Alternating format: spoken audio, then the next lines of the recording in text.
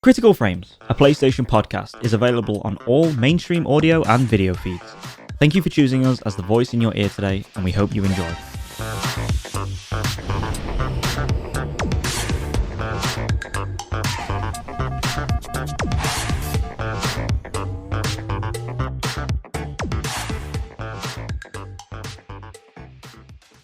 Hello, and welcome back to Critical Frames, a PlayStation podcast. I am Brian, and this is my co-host, my DualShock to my DualSense, my PlayStation VR 2 to my PlayStation Portal. It's Joe Smalley. How are you doing today, Joe? I'm doing well, mate. Just got back from the mountains. I said on the previous episode that we were going to the Lake District. Went to a place called Angle Tarn, which was, if anyone wants to look it up, it's a beautiful... tarn, but like a little lake, little pond. Well, I say little, it's quite big. There's like islands in it and stuff. And we got like first pick on the camp, like where you could go. And then people started turning up from other sort of groups and stuff, and they were pitching all around the lake. But we had our own little island, and we were swimming. And it's like 24, 25 degrees Celsius over here, which is like in the high 80s, I think, over in Fahrenheit. So I got a little bit burnt. I don't know if you can see it on the video. I can see it a little bit. Yeah, and on the back of my neck, but it was amazing, dude. It was sublime. 2 nights just backpacking across mountains. My thighs are like absolutely torn, and it's great, dude. It's great. How are you? Do you feel like you got enough in, and you're glad to be home, or you're like, I should have been a couple days longer? Honestly, I think 2 nights is like a perfect time for us. Yeah. I'm like quite an introverted person in many ways.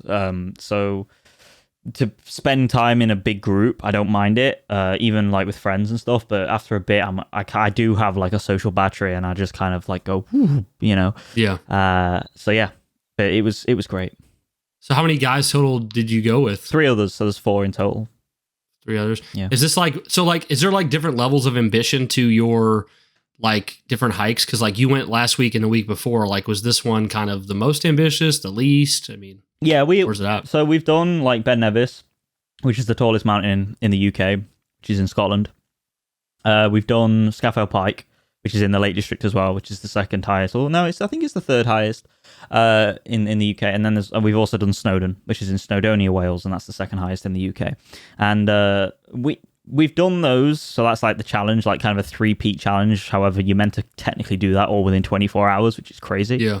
But we did that over a period of a couple of months, and they're much harder than what we've done like this weekend. This weekend was like Felix's birthday, so like we wanted to take him somewhere awesome and have him wake up in a really picturesque area and stuff. And yeah, so it was kind of more of a chill weekend. We did climb some peaks, but mostly just swimming, relaxing, having good times. So yeah.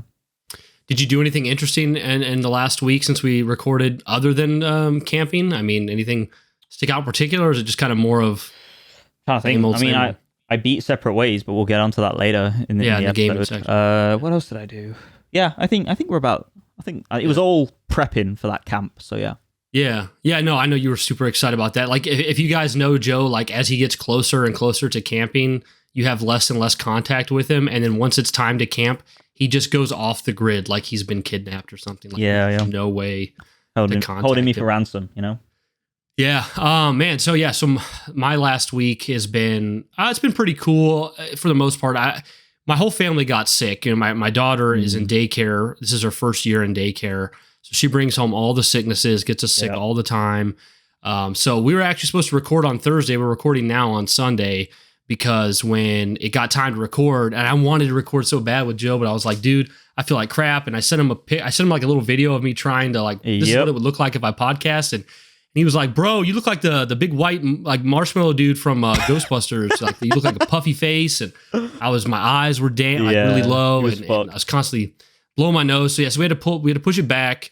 I missed 1 day of work last week, being sick. My daughter was been up all night, and she's got an ear infection, stuff like that. So that was kind of the week. And then, so I've been kind of like looking into making a big purchase for a while now. Like I talked about maybe getting the Steam Deck. Ooh. And then I was like, I don't know if I want to or not. Cause like I want it, but I'm like, how much will I use it? Do I want to invest in like buying a bunch of games that I potentially already... you have the Portal, right? Like, yeah, we got the Portal. Yeah. And it's like, and like if I get a Steam Deck, like I need to invest money in the Steam platform, which I do already have like 20 some games there. But like if I wanted to play Fallout 4, it's like buying the game again. Also, there's like rumors of, and we'll get into this, of other platforms potentially having, you know, portable systems where you could just use the library you already have. So I don't know if I want to invest in a huge Steam library when I already have it other places. So then I started thinking about, maybe it's time I upgrade my television. Maybe it's time I got a new TV, because my TV is an 8-year-old Vizio, 55-inch, very early 4K, no HDR, just not the greatest. And I got like a hair up my butt that I kind of wanted to get a TV. So I went to Best Buy on, what was it? On Friday. I went to Best Buy and I was like, show me like one of your really good TVs that's got like, it's like OLED, 65 inches. It's got VRR. It's got all this good stuff. All the bells and whistles. And the first thing he showed me was awesome TV, and it was $1,600 for the TV. And I was like, oh, wow, okay. Well, that's awesome. I was like, that's awesome, but that's $1,600. What else you got? And he showed me a couple other things that were like $1,200. I'm like, man, this is all really expensive. I'm like, but that $1,600 one though, that one, I like that one. That one's really good. And like that. And I was like talking to my wife, and I'm like trying to sweet talk her. I'm like, it's been a long time, and like, could I maybe get a TV? And she's like, do you really need a TV? And I'm like, well, I don't need it, but I got some money down now, and there's like 0% interest if you use it with like a Best Buy card. And so we talked about it, and then I left Best Buy, went home, thought on it. The next day, Erica tells me if I really want a TV, she's willing to contribute some of our some of our kind of savings, I guess you could say, towards it, just some money. And I was like, ooh, okay, all right, I like how that sounds. So we went back to Best Buy again on Saturday, and I was like, I'm not gonna, even though I'm really like knowledgeable about the gaming industry and stuff, and like I'm a techie, like I don't necessarily know TVs that well. Sure. So I like asked a bunch of questions. I'm like, what's this TV got that this TV doesn't? Why does this one cost so much? What's this missing? What's the negatives? What's the pros and cons? And it really came down to two TVs that I really liked. It was the $1,600 one, which is an LG OLED, and then there was a Sony Bravia that wasn't an OLED. It was just a regular LED. It was $300 cheaper. And but I went. I asked so many questions, and like my wife was there, my daughter was there, running around the store while I'm asking questions, and like I got the approval from my, like, she doesn't think we need the TV, but she's like, she'll let me get it. Yeah, that's the funny thing is, so she was like, when we walked in there, she's like, and I'm looking at this like $1,500 TV. She goes down to this other TV that's $400, and she's like, why don't we just get this one? And I'm like, babe, if we're going to get a $400 TV, I'd rather just keep the one at home. And she's like, exactly, let's just keep the one at home. And I'm like, no, you're missing the point. I want like a way better TV. Big shiny. I want the big shiny. I've never experienced HDR. It's 2024. I've never experienced HDR. I don't know if I have either. That's crazy. Okay, I thought I would have been alone there. Yeah. Well, no, I mean, I probably have. No, I have, but I've never like tuned it enough on a TV to actually care about it. And like the monitors I have that you see me on now, like, right here, you see in the mirror. Like I just they don't have HDR because like HDR monitors are really expensive. So yeah, I was actually shocked. I thought the monitor that I'm using now, I bought this monitor. Yeah, I remember this. 2.5 years ago. Yeah. This is a $500 monitor. It does not have HDR. I'm That's like, how did crazy. I pay $500 and not get HDR? I don't know. But yeah, so anyways, it came out of these two TVs, and I didn't want to buy it if I felt uncomfortable. So I walked out again, second time. Oh, wow. Now, the cool thing is, in the day that passed between the first and second time, the TV went down $100. So down to $1,500 instead of $1,600. And I went home and I like mowed the lawn, did some chores. That's another thing I did this week, is a bunch of like lawn work and stuff like that. Nothing exciting, but did a bunch of stuff outside. Yeah. And I was just thinking on it. And I got to a point where I was like, I do want this TV. And I'm going to use it a ton for movies, games, of course, everything, for game systems. Like, I want this. So I felt comfortable about it. So I went back out to Best Buy third time, and I went committed. I'm like, I'm going to pick this thing up. I went there. I went with the $1,500 LG OLED. Okay. Picked it up. The guy was like, there's a really cool dude. He's like a black dude with dreads. And he was like, bro, you got to get a sound bar with it. Get this sound bar. Sound bar's 300. Sound bar's another $300. And I was like, dude, I can't. It's too much money. And he's like, just do it, dude. You got 2-year financing. Just do it, bro. And I'm like, bro, I got a wife, man. And he's like, yeah, do it, no balls. Yeah, and he's like, I got a girlfriend. I just told her to deal with it. I'm like, you can't do that when you're married. You cannot. It's like, you can't do that, bro. But so the funny thing is I was like, yeah, I need a sound bar. So I went ahead and got it. I did get the sound bar. Now I'm not done with the story yet, but like it was a Sonos sound bar. It was like $280. Yeah. So I got home, I get home with the TV, and I like this TV's so big that like I could barely carry it myself, like within the box and everything. Bring it in the house, and Erica looks at the TV and she's like, holy crap, that's huge. She's like, we're gonna have to reorganize our whole living room because this TV is like a freaking cinema in our house. And I'm like, it's not that bad, babe. She was giving me all kinds of jokes. She was sending me like, she sent me this picture on my phone while I was setting it up of a little baby sitting with his eyes like right to the screen, like giving me crap and making me feel bad. And yeah, because when I was in your living room, there's not that much distance between the wall and the sofa, right? Like, or at least it felt like it. The way we have this really long living room, but the way it works is like we only use half the living room for sitting because you have to walk through the living room to through the front door, through the living room into the dining room. So yeah, it's not as big, but we get all set up, and then you know how these things go, right? Whenever you buy new technology, you're like, oh, it's going to take me 10 minutes to set this up. Before you know it, nope. It's dark out, 2.5 hours, you got an instruction manual, and you're pissed off. That's what happened to me, but it wasn't because of anything with the TV. It was that damn Sonos soundbar. Sure. Well, it turns out, dude, I hated this. I hate this thing. The Sonos soundbar, it connects, it only works connected through Wi-Fi. What? Like you can't, like it does plug into the TV, but it does not work unless you connect to your phone and control it and have it connected through Wi-Fi. Like it doesn't, you cannot use it. And it was a pain in the ass because I could not get it to line up. And it turns out like there's a thing where like if your router shoots off a regular signal and a 5G signal, the Sonos gets confused. And I was like, you know what? I was like, this is more nonsense than I wanted. So I just unplugged the Sonos. I put it back in the box. I said, I'm returning that. I'll get my $300 back. Yeah. And I'll be happy with my $1,500 TV. I'll just use the TV without a soundbar for now. And I'm going to return that. And then, I got it hooked up. No problem. Yep.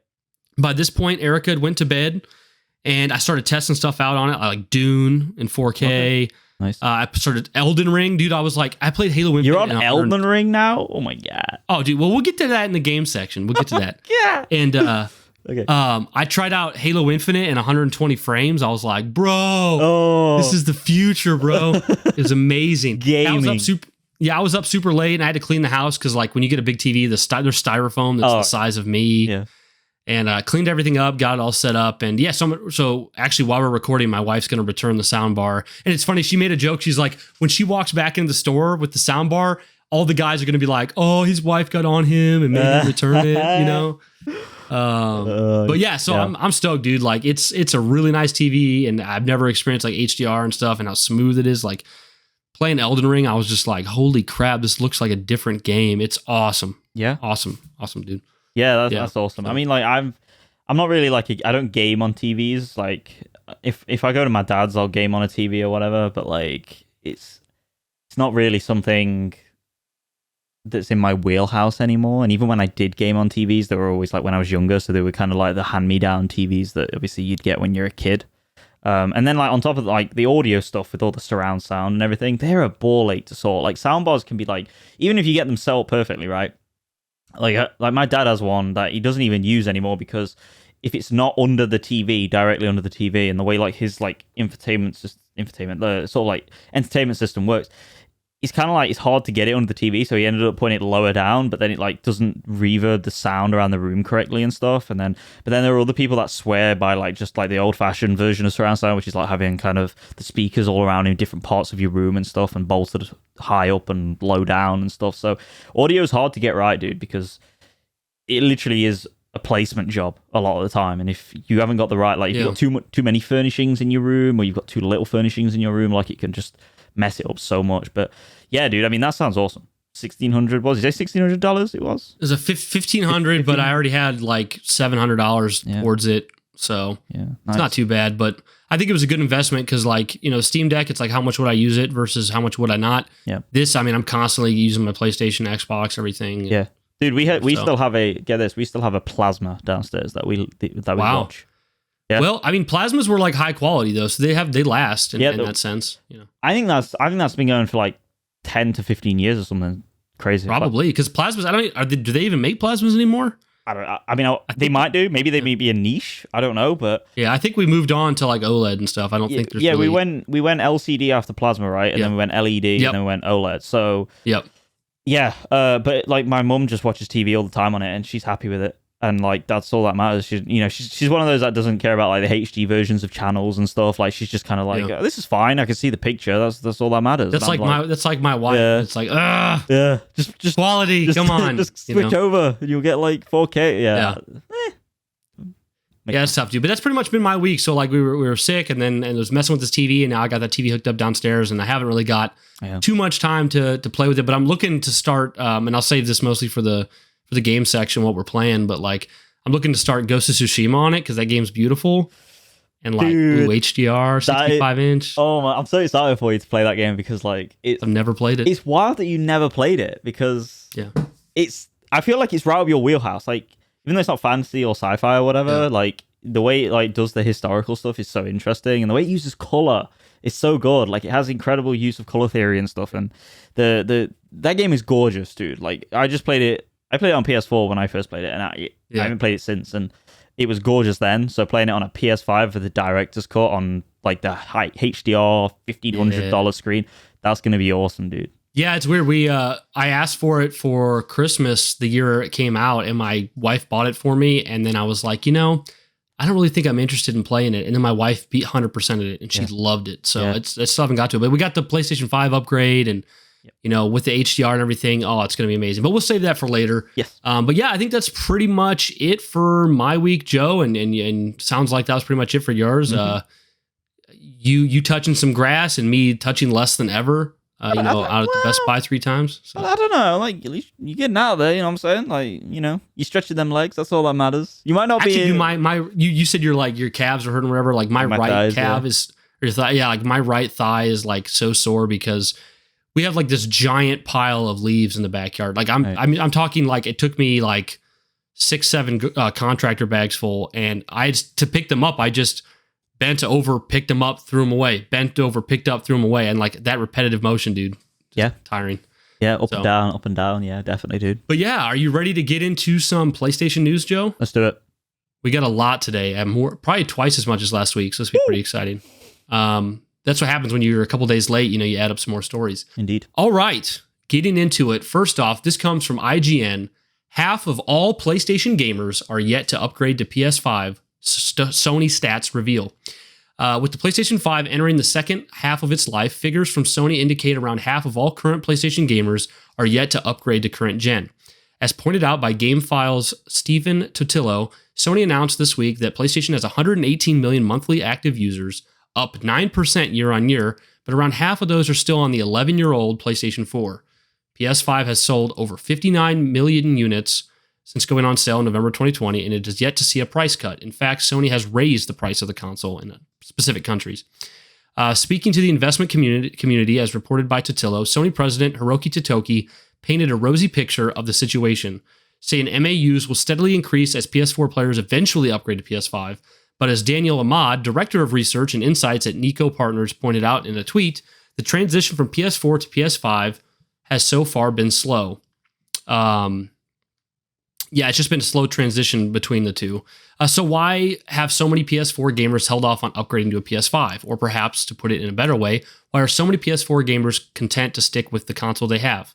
Matt Piscatella, executive director and video game industry advisor at Circana, suggested in a tweet that the most played games in the US are all currently available on the last generation of consoles. And that's enough for most people. These games, Fortnite, Minecraft, Roblox, GTA 5, and Call of Duty, are all available on PS4. Any console that can play a majority of or all 5 of these games will be just fine for many people, Piscatella commented. So I'm interested to hear what your thoughts are on this, Joe, because the PS4 was such a great console. Yep. Powerful, affordable, full of first-party titles, great third-party support. And when the PS5 launched, all the games that were on PS5, other than like the Demon's Souls remake, were coming to PS4. And pretty much every year since, they've mostly also came to PS4. I know this year we got Final Fantasy. This is 2024, going almost into 4 years later, we got Final Fantasy VII Rebirth, which is only on PS5. But that's the thing, is even though we've had a long cross-gen, I think this point that's made here about the titles that are most played, GTA 5, Minecraft, Roblox, Fortnite, this like ties to a bigger issue that we've been hearing in the game industry, not just with like PS4 to PS5, but just the gaming industry as a whole, in that so many gamers are finding these forever games. Yes. And they're investing all their time and their money there. And it's like stagnating the growth of consoles, of innovation. Of innovation, of other IPs. Like, not that there aren't plenty of IPs that are selling millions upon millions of copies, but like there's so many people that aren't buying these other games or upgrading their hardware because we have these forever games. And I just wonder what you think of it, because there's a part of me that like appreciates the quality of a good forever game. Like Fortnite's deserving of its success. I feel like Minecraft and GTA and all that is deserving. And I like that people can play on older platforms, but where do you, like, is this surprising to you? And how do you feel about it? Like, are you upset that potential growth technology wise or game development wise could be impaired by this? Or do you think it's just the way of things and you're okay with it because these are like quality games? And then also, how does that, and I know you're not gonna remember all these questions I asked you, we can keep going back over them, but like, also, how does this, like, what statement does this make on how every studio wants to turn their game into a live service game, right? Because every studio's saying, if we can just get one of these forever games, we can milk it for money forever and then potentially fund other products like single player AAA games. So over to you, Joe. What do you think about this news? Yeah, I mean, when it comes to like what I think in terms of do I like it, I've always said that generations are blurring. Every time we get into a new generation, it gets harder and harder to see kind of the leap from 6th to 7th to 7th to 8th to 8th to 9th. And I think the last great generational leap in many ways in terms of graphical fidelity, in terms of what game directors and obviously studios in general can do with the technology, was probably I would say the 6th to the 7th. The Xbox 360, the PS2 to the PS3, and in many ways it's kind of hit a plateau in many ways in terms of like what next gen is, because that was the last generation, the 7th, where it was kind of less about, oh, it looks amazing, oh, it's 60 frames, and oh, look at these awesome games that have these completely new features, and they are bigger in scale when it comes to their gameplay set pieces and stuff like that, and obviously the mechanical nature. I mean, when we first saw like Metal Gear Solid 4 on the PS3 running, it was like, whoa, like this is crazy. How is this possible? Absolutely unreal, and the level of detail, and that was pushing the console to its absolute limits at the time, because if you go back and play that now, even to this day, it's like it still lags, and in the first act, it's like you're in this war zone, and it's just like it's pushing that PlayStation too much. Too much in many ways. But then like once we got to the 8th generation, it was like kind of, look at Killzone Shadowfall. It looks gorgeous, and it's like, yeah, but the game itself is like the most run-of-the-mill shooter in the world. And the same with like Rise Son of Rome when it came to the Xbox. People like we played games just like that didn't look as good, but still looked pretty good, and they were better games. Yeah, exactly. But I also think the pendulum is swinging back a little bit in many ways to kind of like people just being a bit more quaint, studios being a bit more quaint with how they create their games for each platform, and not just focusing solely on, because like when the 9th generation came around, it wasn't mostly about like tech demos. I mean, like you had like Demon's Souls, which was absolutely gorgeous and stuff, but it wasn't like that was the only thing that game had. It was still like an amazing remake and stuff, and worthy of you buying that console, in my opinion. But in terms of like the platformization of all these games, it's kind of worrying, because I do think it's holding games back. I think it's holding studios back, because not only do they have to develop for 2 platforms, even if it is under the same architecture, PS4 to PS5, but you're looking at like, say, like games like God of War Ragnarok, where when you play, it's such a minute thing, but when you play, you have to walk through like the what's it called? Yggdrasil tree. And it's like just a glorified loading screen. And the only reason that's the case in Ragnarok as opposed to God of War 2018 is because it has to cater for the PlayStation 4. Yeah. And we saw immediately with the PS5 what that could do when it came to, say, Miles Morales, which was like this amazing instant loading, fast, and I mean, you can speak to this. Was Spider-Man 2 very similar? Like, it was fast all the time? See, I thought Spider-Man 2 was more the example. Like, it is instant. You point anywhere on the map, press fast travel, and it goes immediately, because Spider-Man 2 is PS5 only, where Miles Morales was on both. So I don't think I remember how fast Miles Morales was. I only played it once. Yeah. I mean, like, that's the last Spider-Man PlayStation game I played, so it's like fresh in my mind by how impressively quick that is. I mean, like, I remember, you can go into those gang hideouts underground and stuff. Like, I remember going into like zipping through into the vents, and I'm instantly into that new area. And then same again, I like beat. It kind of ends in a big fight in those like warehouses. Like, you zip out of the vent again, and it's back out, and you're instantly in Manhattan, and it's like, whoa, or not Manhattan? It's impressive. Is it Manhattan? What's the island? I'm not sure. It's not that sounds right to me. I don't know. I feel like it's a smaller island. I don't think it's Manhattan. Yeah. But yeah. Anyway, I'm sure someone could correct us on that. But yeah, so that's that in terms of, for me, I think you are holding back the sort of studio's talent and skill. And in many ways, like, you're kind of hamstringing them in the sense of, like, the Ratchet and Clank Rift Apart debacle, right? That came out, it was like, does this really need a PS5 SSD? And it's like, no. But the PS5 SSD allowed them to, like, move that game design on quicker and get the game out faster. And I don't know if you remember, but they brought Rift Apart to PC, and they allowed people to play it with not having an SSD. Exactly. And you could tell it was a problem. Yeah, exactly. You need an SSD for the SSD for those portals and stuff. Yeah. So it's one of those things where, like, and this is another thing. As from a business model, your problem you have is, like, this is exactly why Sony didn't move so quickly. Like, you bring in the COVID stuff with, like, unable to ship PlayStation 5s across from China and stuff. Not being able to get, like, the cells in the consoles themselves onto the PCB and all that stuff, the certain silicon and stuff like that, not being able to be produced, costing absolute boatloads more in terms of the shipments, just to get like thousands across the seas. But I think that ultimately, like, this goes to show that, like, what Sony was doing from a business model was correct. And which is funny, because they're the ones that said they do believe in generations, and that's kind of been like the most BS ever. So, like, I mean, we spoke on, like, Xbox previously, but, like, this is an example of, like, obviously Sony, like, speaking in roundabouts and tongues and stuff, and in many ways going back on their word. But like, it's weird because I'm all for accessibility. I'm all for, like, keeping the old alive, keeping the old generations alive. I mean, I play PC games. I love, like, the support that platform has for not just emulation, obviously, which is an official form of support, but, like, playing those games on Steam, playing, like, I every so often I'll go back and play, like, Splinter Cell Chaos Theory from 2005 on the PC, and it works pretty much flawlessly once you install, like, a couple of mods. And so I'm all for that side of things, like, keeping the old a lot, like, old new in many ways, because that is important for game preservation. But at the same time, like, I feel like we have to move on.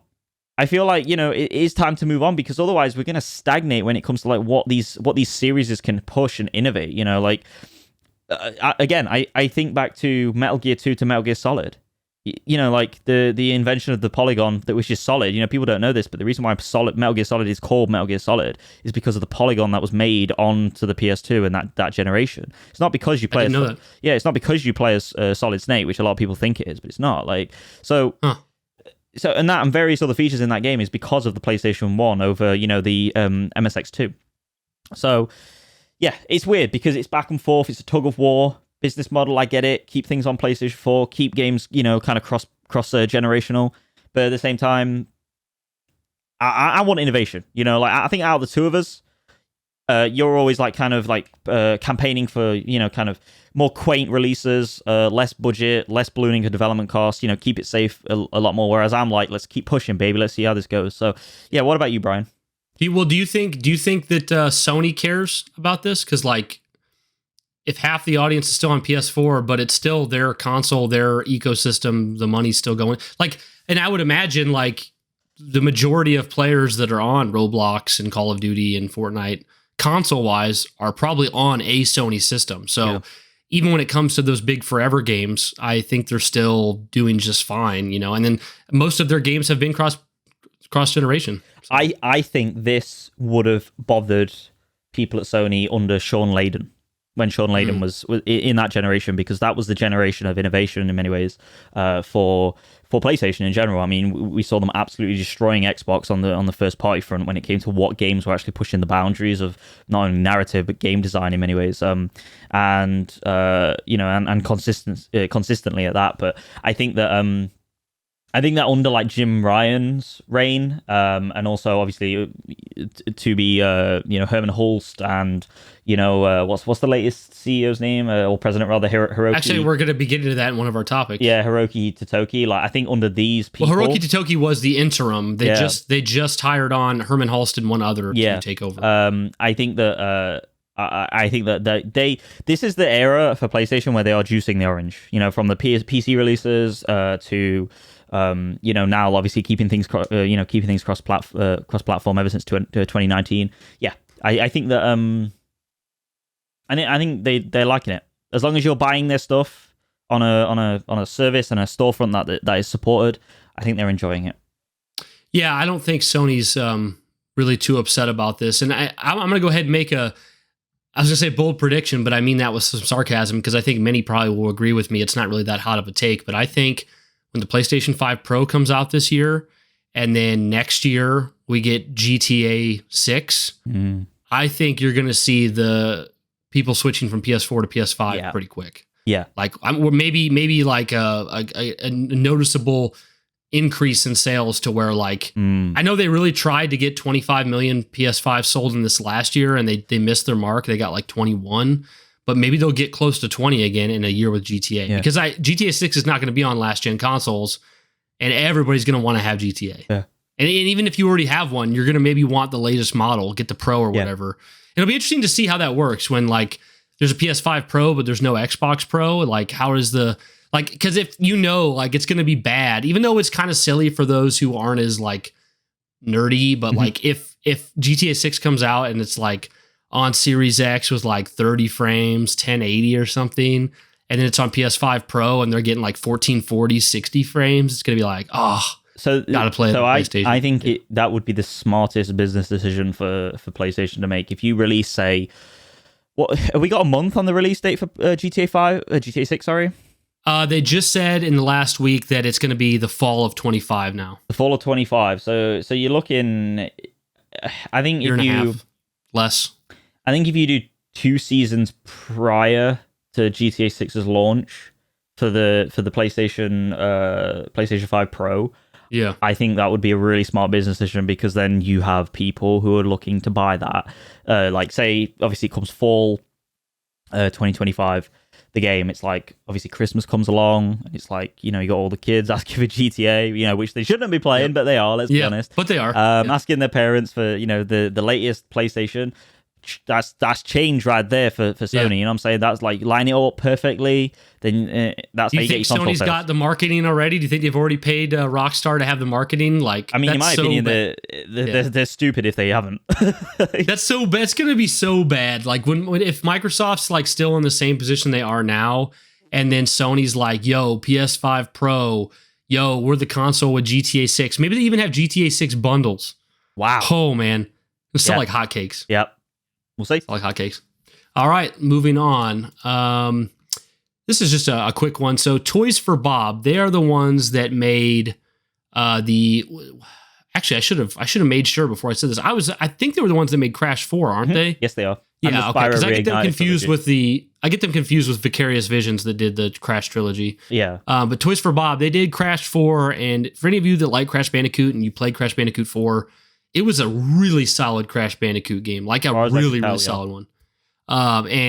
So they were absorbed into Activision to work on like Call of Duty and crap, and then Microsoft acquired Activision Blizzard.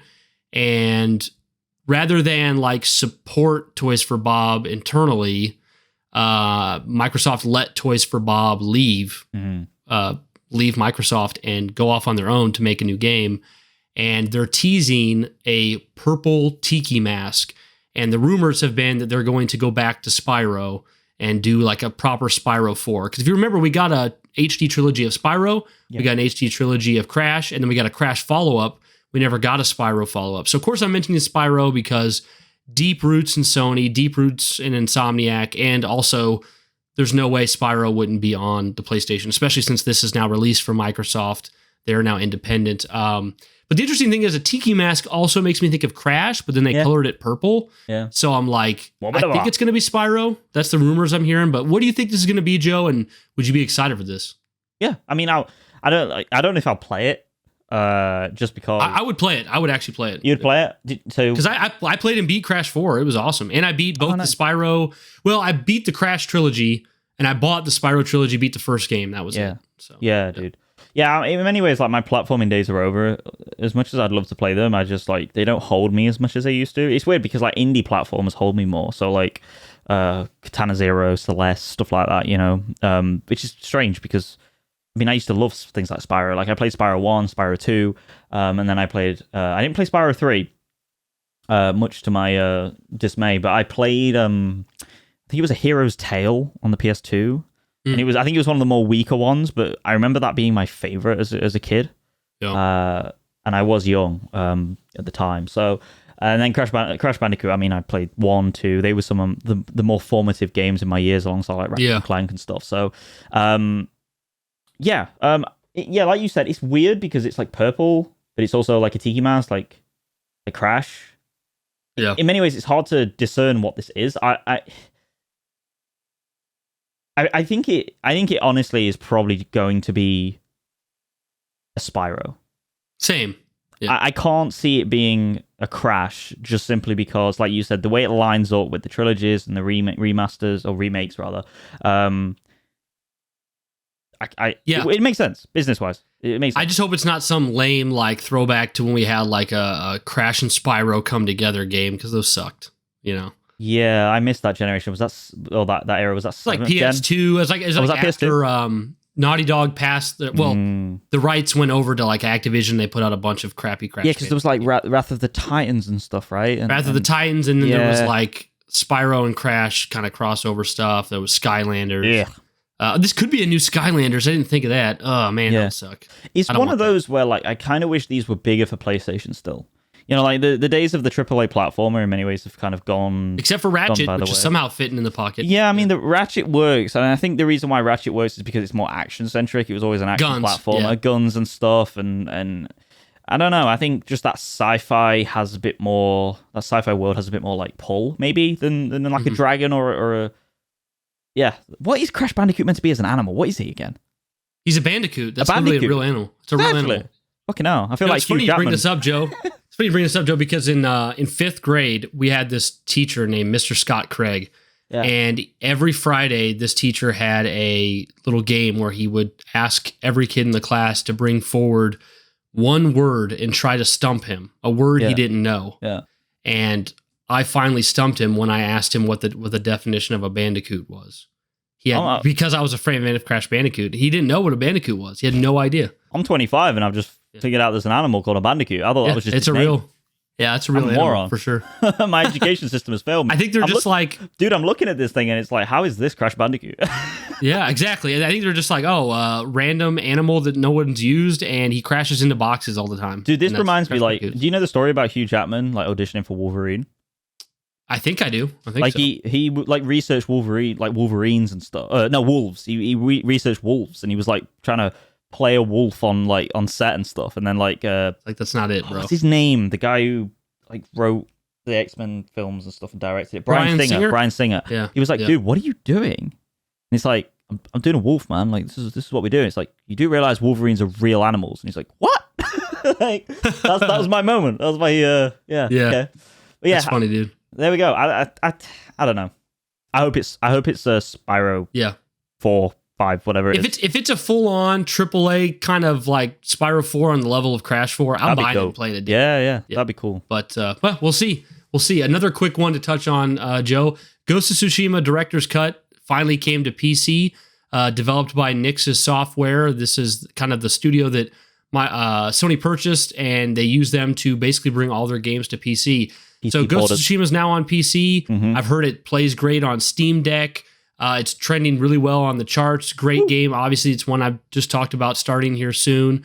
It also does kind of come with the thing that Sony's trying to institute, which is if you want to play this game online, you have to have your PSN account linked, but they got ahead of that beforehand, unlike Helldivers. But yeah, I mean, we're going to have more conversation on this as time goes on here in this episode. But Ghost of Tsushima, Joe, how do you feel about it coming to PC? Do you think this will help a lot? And what do you think of the game? I mean, I've been saying this since the start with this PC initiative that PlayStation have been taking.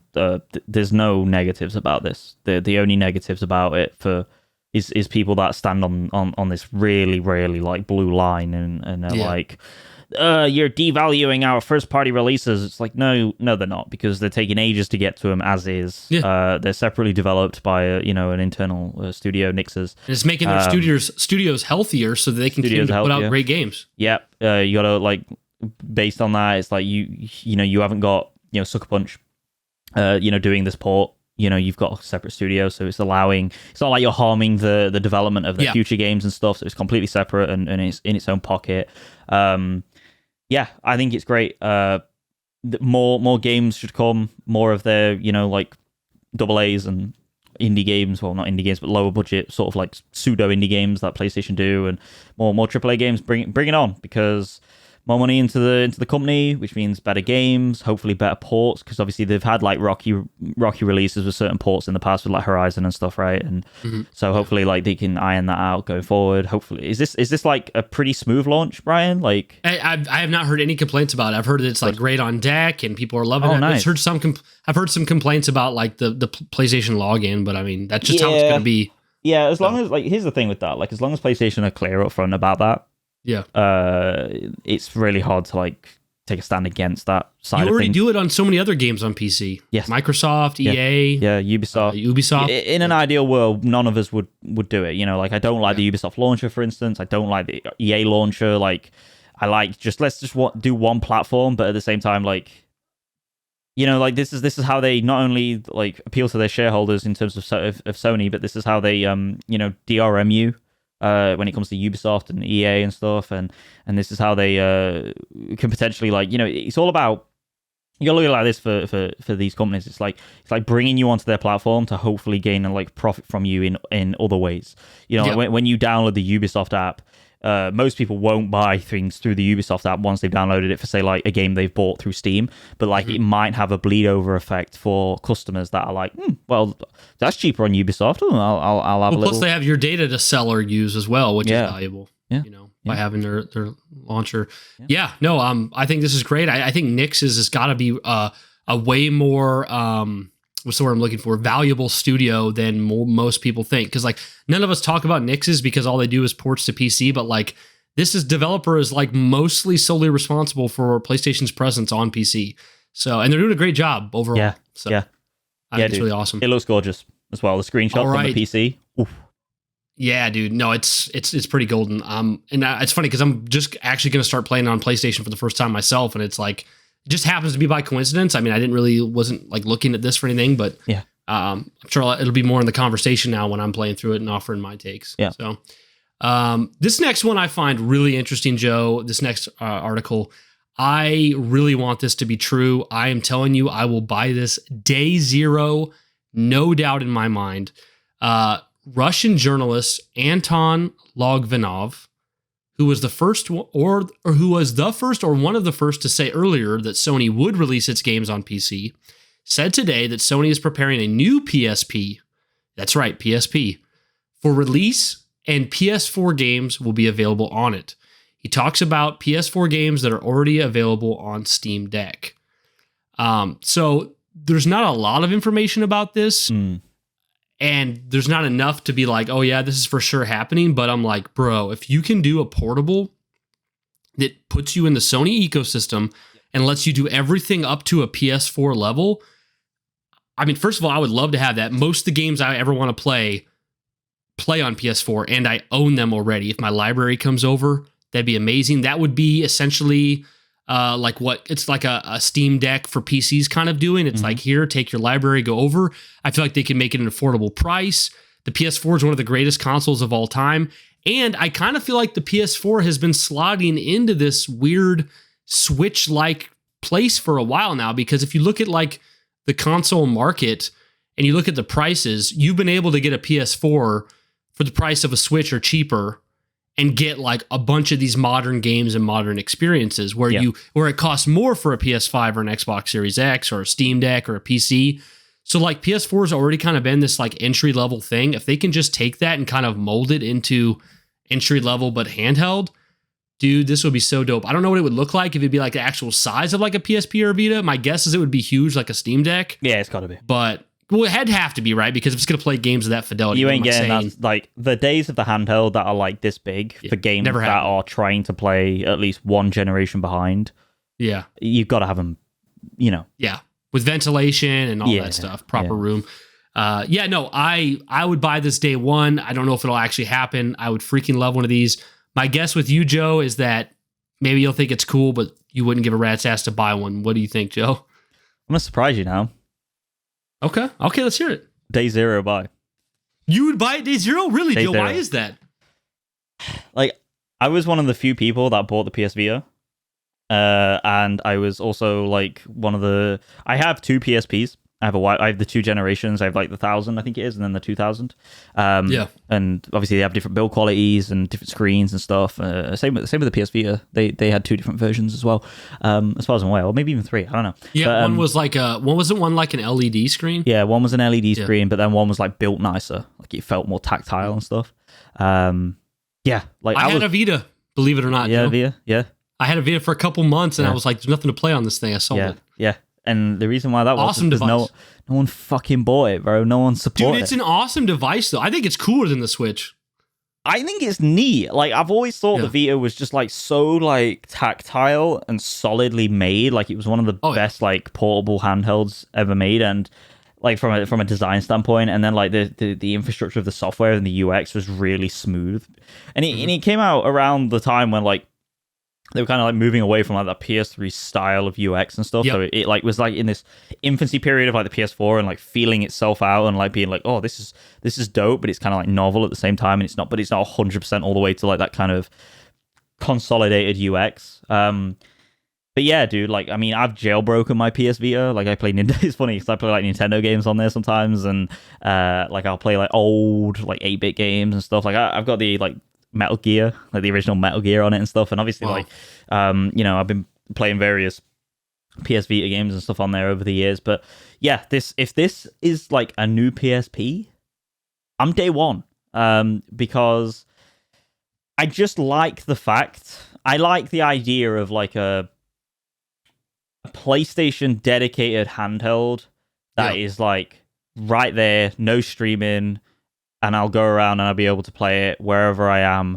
And the thing that holds me back from like the Portal, for instance, is the fact that it's always online. And after you said this to me, like, said on the last episode about like, the Portal and stuff like that, and talking about that, my biggest problem with it is like in certain places, like I don't have great internet. Like if I went to my grandparents or like even my dad's doesn't have like great internet, and I think it could work at my dad's, but because like where he lives in the sticks and stuff, it's kind of like it's not as good.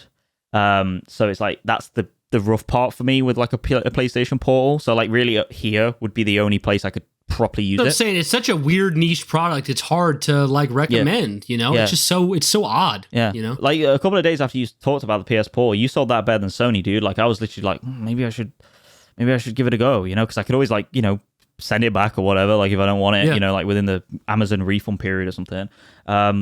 But like this is right up my street. Like download the games to the handheld, play my PS4 games on there. Like maybe dude, you can play Resident Evil 4, the PS4 version. Dude, imagine like, what happens if they make their own like games for it, like dedicated new PSP games? I don't think we want that though.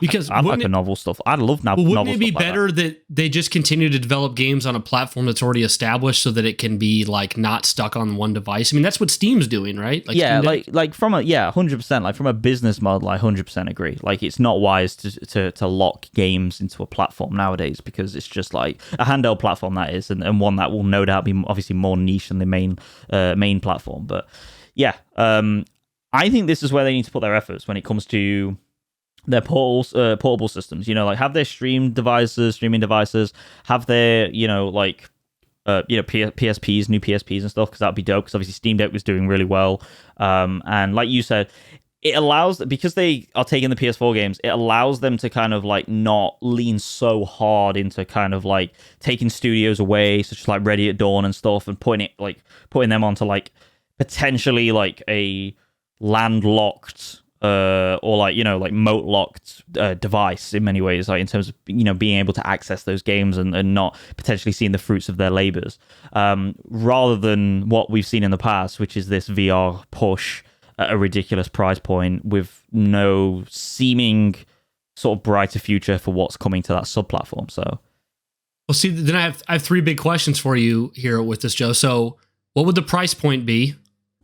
What's the first game you'd want to play on it? And how do they market this alongside Portal without confusing people? Because you have PSP, PS Vita, PS Portal, which if you abbreviated would also be PSP. And the Portal is not a handheld dedicated device. It's a streaming device. And then you have the new thing, which, what are they going to call the new thing? PSP2, PS4 Mini? I mean, what would they call it? So, yeah, those are my questions, Joe. What would you play first? How much would it cost? How are they going to market it alongside the devices they already have? I think you, like, in many ways, you like stumped me with that question, because like I play a lot of PS5 games now. And I think in many ways, because it's like portable and because it's like a smaller screen and stuff, I think the games I will be going back and playing is like PS4 games that I've like not got the platinum trophy on, and it would probably become like my platinum hunting chill device. I think the games that like I want obviously the PS5 stuff for, and like the big monitor and all the screens and everything and the frame rate and stuff and the graphics, that'll be obviously on the PS5. But like for instance, Red Dead Redemption 2, I never got the platinum on that. Like, imagine me playing Red Dead Redemption 2 just like on the train. Well, I don't go on the train. It'd be an amazing, you know what I mean? Device to play it on. Like, oh my god. And like, this is the thing, I think the reason why that would be so good is because that game struggles with like not necessarily frame pacing like Bloodborne, but just like low frame rate. It's just sluggish, right? But like when you're on a handheld, it's nowhere near as bad. Smaller screen, you know, less fidelity, just kind of chill. And you have like lower expectations for things like that. So yeah, I think it would be my platinum hunting little device, and I think I would love it for that. You know, getting 30 minutes here, 30 minutes there. What do you think the launch price would be? Because I want to say it needs to be like $299.99, but maybe because of the technology required to get a PS4 into this form factor, maybe it'd be $400. But the interesting thing is, the rumored reports of the Switch 2 is that it's about as powerful as a PS4. And the rumored price point for Switch 2 is $399.99. So if you had Sony coming out with something within a year of the Switch 2 that was comparable in power, the same price, but also was like, hey, all your games in your library you can already play there. I think it'd be $400. And which seems crazy because you can buy a PS4 for less than that, but a PS4 is also not a handheld form factor like travel device. You know what I mean? So yeah, this is hard because I in many ways, like, when you make these sub platforms, like just like the PSVR and stuff, you kind of want to like these companies often think, and they're right for thinking it in many ways. Sometimes, obviously, it sometimes falls through, like the PSVR and stuff like that.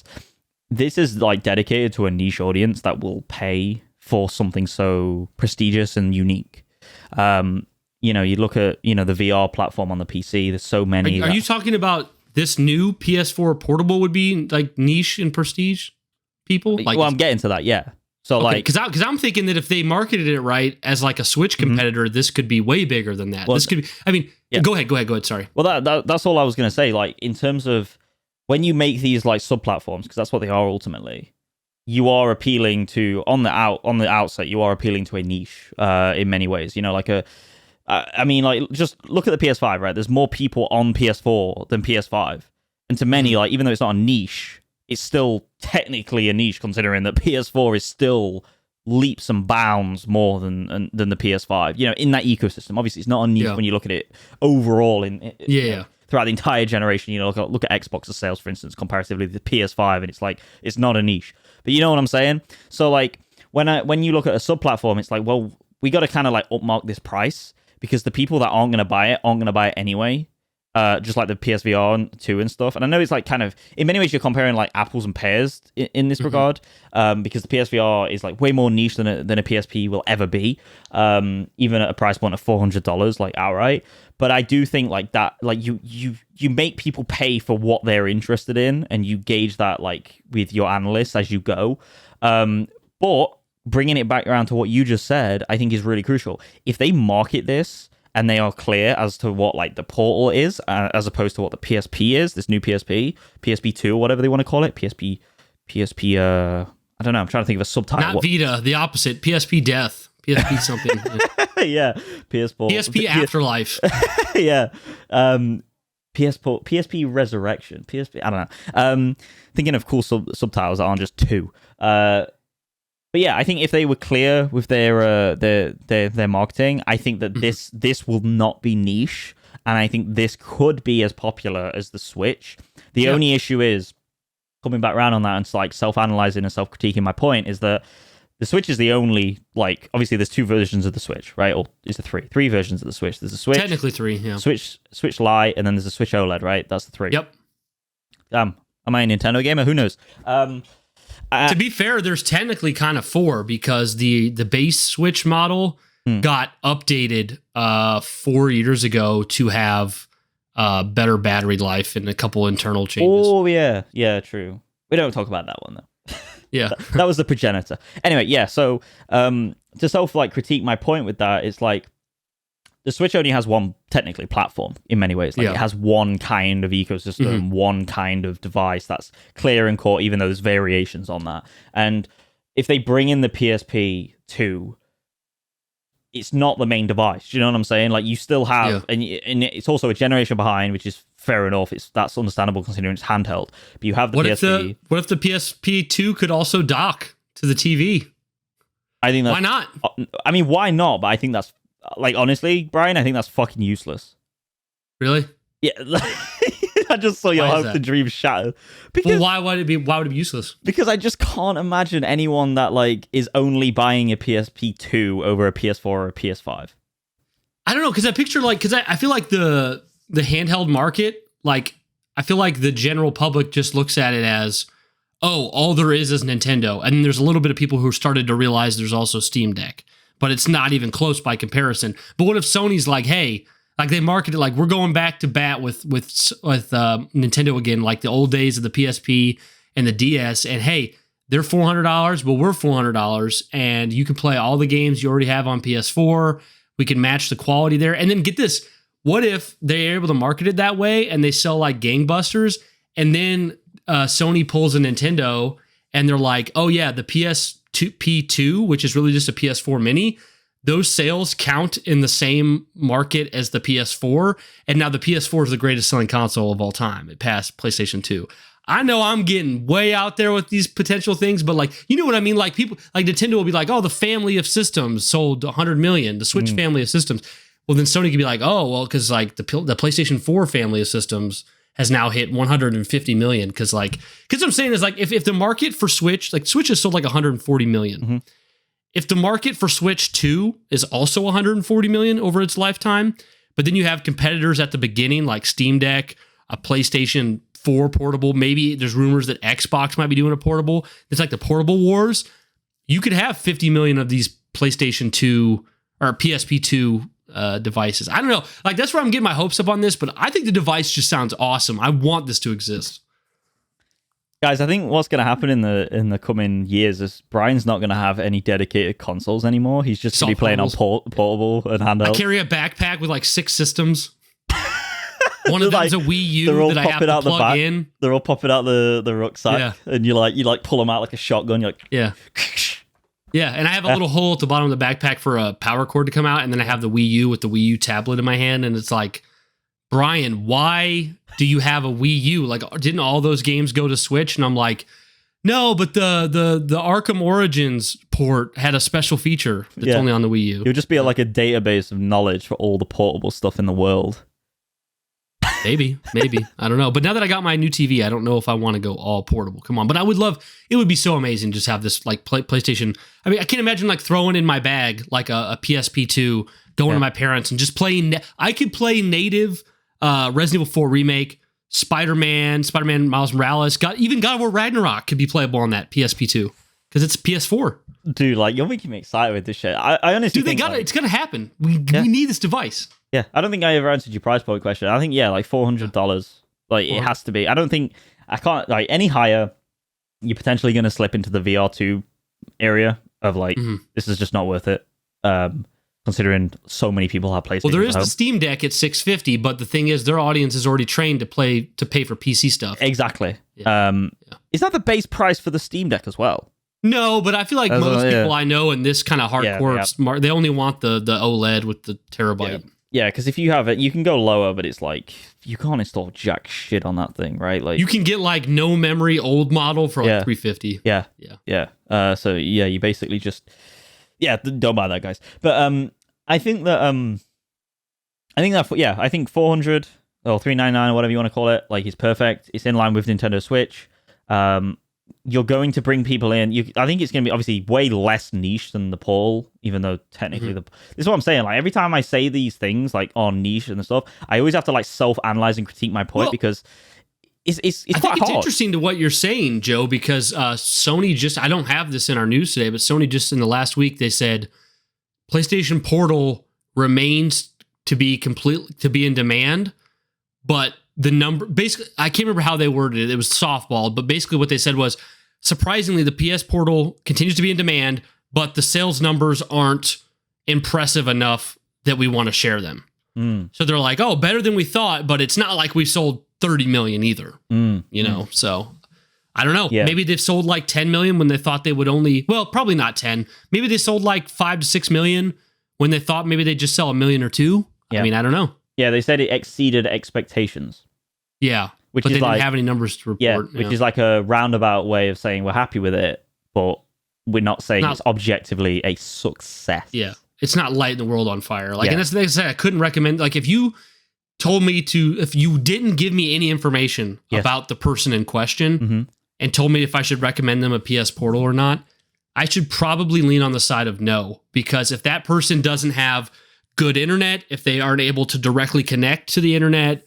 A lot of stuff like that, dude. Yeah. It's going to make it rough. Yeah, dude. This would bring me back. This would bring me back to kind of portable gaming because, like I said, I have my Vita, but, like, I find so little time to play it, and because, like, it's obviously kind of this little jailbreak, weird, sort of Frankenstein machine for me right now, where it's kind of more of a retro handheld. Like, my best form of retro handheld that I have attainable to me, like, at once. I think that ultimately, like, I think that this would bring me back full force to PlayStation, because honestly, the only thing that keeps me away from, like, playing my Nintendo Switch is because, like, even though I like Nintendo games and I think they're very novel, I just struggle. They struggle to keep my interest from a narrative standpoint, potentially even a gameplay standpoint, because they're so heavily on platforming, which harkens back to what I said earlier about Crash Bandicoot and stuff. Yeah. And honestly, I just like to kill things, dude. Like, I'm a violent gamer. You grew out of it. It doesn't mean that it's for kids. You personally grew out of it. Yeah. So this is dope. £400. I will buy day 0. You day 1, Brian. Day one. Yeah, and awesome. I mean, I just wonder what they call it. I do wonder what they call it, dude. The fact that this is coming from Anton Logvinov, who obviously did the sort of not leaks, but, like, claims for the Sony, releasing games on PC, and now that's come to fruition. This makes me really fucking excited, dude. It's a good sign. Yeah. You know what I was just thinking too, and maybe you've already thought this, but, like, the best name for this device actually would be PSP2 for 2 reasons.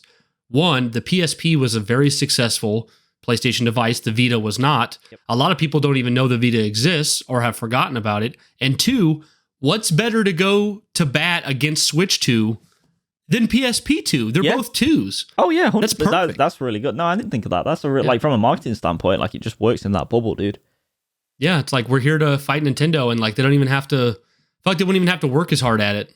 Yeah, 100%. Because, like, you would just have, like, the same architecture. You would have the same system. You could potentially even have the same UI. You don't have to, like. Yeah, and instead of selling Pro controllers, they just sell PS4 controllers. Right?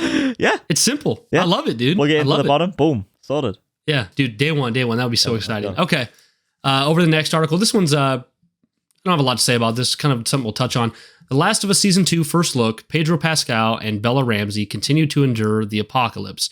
And there's an image here of Ellie and Joel. You watched the first season? I did, yeah. Joe? Loved it. Did you like it? Yeah. That was really good. 9 out of 10 shit for me. Yeah, for sure. No, it was. I'm right there with you. Same. I think this picture of Joel, Pedro Pascal as Joel, it looks very much like Last of Us 2 Joel. Like it's spot on. Well, I honestly think I know what that scene is. Like, really? It's the when they have the dance. It's the beginning. And the guy who lives in the town is being homophobic to Ellie. Yep. And I Dina. think that's what I thought. And then he does he punch? I can't remember if he punches him or he just tells him to get lost. I think it got close to him doing something, but then Ellie stopped him. Yeah, maybe. And then Ellie obviously says, "I don't need you to protect me" or whatever. Go away, because obviously she's pissed off at him for what happened. But that I can tell that scene from a mile away. Yeah, it looks like it. Just those lights are like dead, and the lighting. It just gives it away. The one thing, and I don't mean to be a hater, because I actually really like Bella Ramsey's acting in both The Last of Us and in choosing Game of Thrones. Yes. I can't help, but she just doesn't look old enough to me. I'm gonna get onto this. Yeah. Okay, I was saying, it kind of takes me out of the experience a little bit that she doesn't look old enough. Yeah. And what's so weird is I was listening to another podcast this week where they said that it's hard. They said it's hard to take her seriously because she's so much obviously older. And I was like, what? And I unless I heard them wrong, but I was like, they were saying like in the first the actress is actually an adult, but she's playing someone who's not. But I'm like, for me, she looks like she's 12. So yes, I don't know. Yeah. But what do you think, Joe? Over to you. About are you excited for Last of Us Season 2? And what do you think about like kind of how I feel about Bella Ramsey and playing Ellie? Yeah. So this is the thing with like, I'm excited for Season 2. If it's adapting the second game, which I assume it is, they're not like kind of doing a interim sort of like one Last of Us Part 1.5 or whatever, kind of thing. It's weird because like Bella Ramsey is. Let me just look her up here. Like, how old is she? She's actually like from where I am. Like, she grew up near to where I am. Yeah, like a couple of cities across. I mean, like, I think she's like 18. Isn't she was born in Nottingham, and I'm in the county of Nottinghamshire. Like, that's crazy, dude. Yeah. So, but I don't think she grew up in Nottingham. So, she's 20 years old. So she's 5 years younger than me. That's crazy, dude. She looks maybe 12's not fair, but she looks like 14 at least. She looks young, dude. And that's the thing, right? Like, everyone was complaining she doesn't look like Ellie in the first season. Like, I'm not bothered because technically Pedro Pascal doesn't technically he doesn't look like Joel, really. Like Joel. Like, obviously he looks like a Hispanic version of Joel, which is fine or whatever. Who cares? I don't. Yeah. Yeah. Like, I mean, it's much to do about nothing when people complain about that stuff. But it's weird because like this is the thing, right? She doesn't look old enough to be like the Ellie in The Last of Us Part 2, but she's already 20 years old in real life. So like, it's not like they can wait for her to like look older because she's not going to. She's not going to. And the thing with it is, like, if you wait, the hype and the momentum for the season 1 is going to like die off, and then like say they come back in 10 years or whatever, which is crazy. Like, or 5 years, like.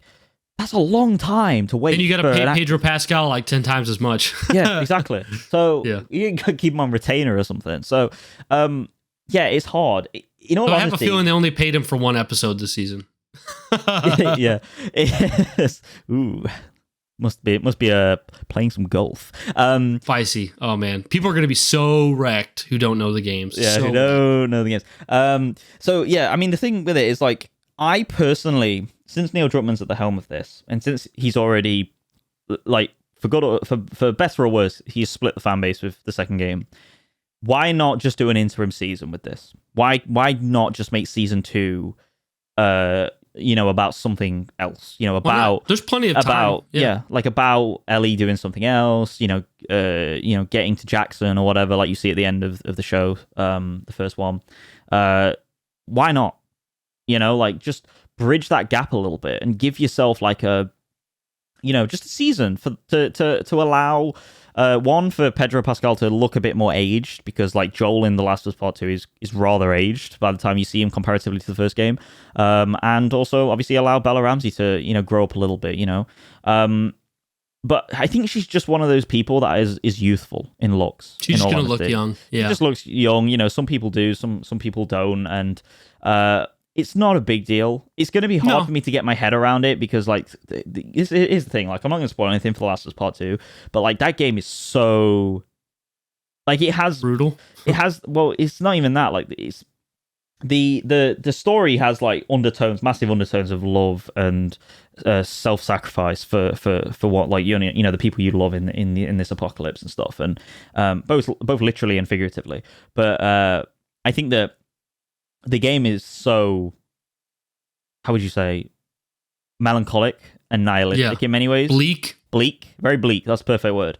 And I think that Ellie, I think she can pull it off. Honestly, I think she can pull it off. Well, she's a great actress. I mean, she did great in the first season, so yeah, I believe it 100%. Yeah, the episode with David, like where she hacks his face up, like that shit's fucking dope.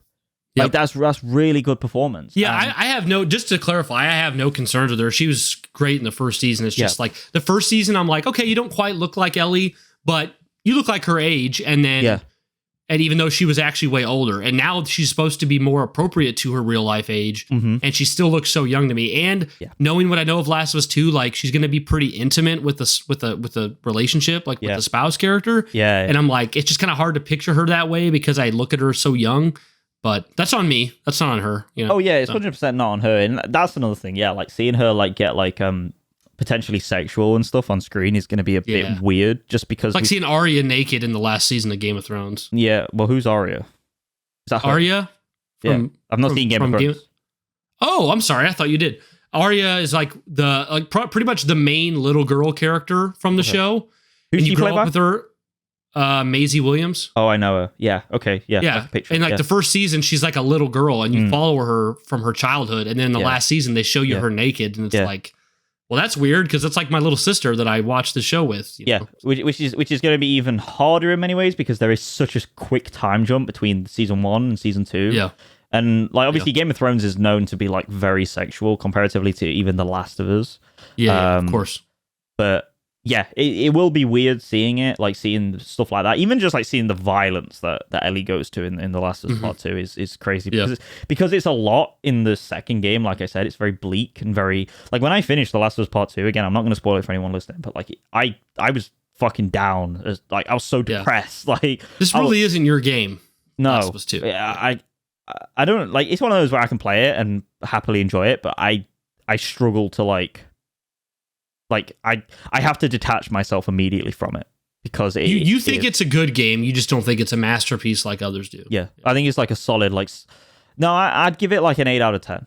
Yeah, but like it's hard to like go anywhere above that 8 out of 10 because that's purely gameplay, and production level and accessibility and all those different things. But like narratively, it's just. I mean, we're not really that far because I give it a 9, which I know you like. You can't go higher, but like 9 and an 8, we're not too far away. No. For me, the 9 is largely because I feel like the game could have been a lot better with tighter pacing and less padding. I 100% agree. Yeah. I don't think that would have raised it anymore. Like, because my issues are different. My issues for the game is literally like it's so fundamental to like Neil Druckmann's vision of all of the characters and all of the just the entire story is just like it's completely antithetical to what I would have done. I personally would have never done a Last of Us Part 2. I think the Last of Us That's what I wanted when I played the first one. Yeah.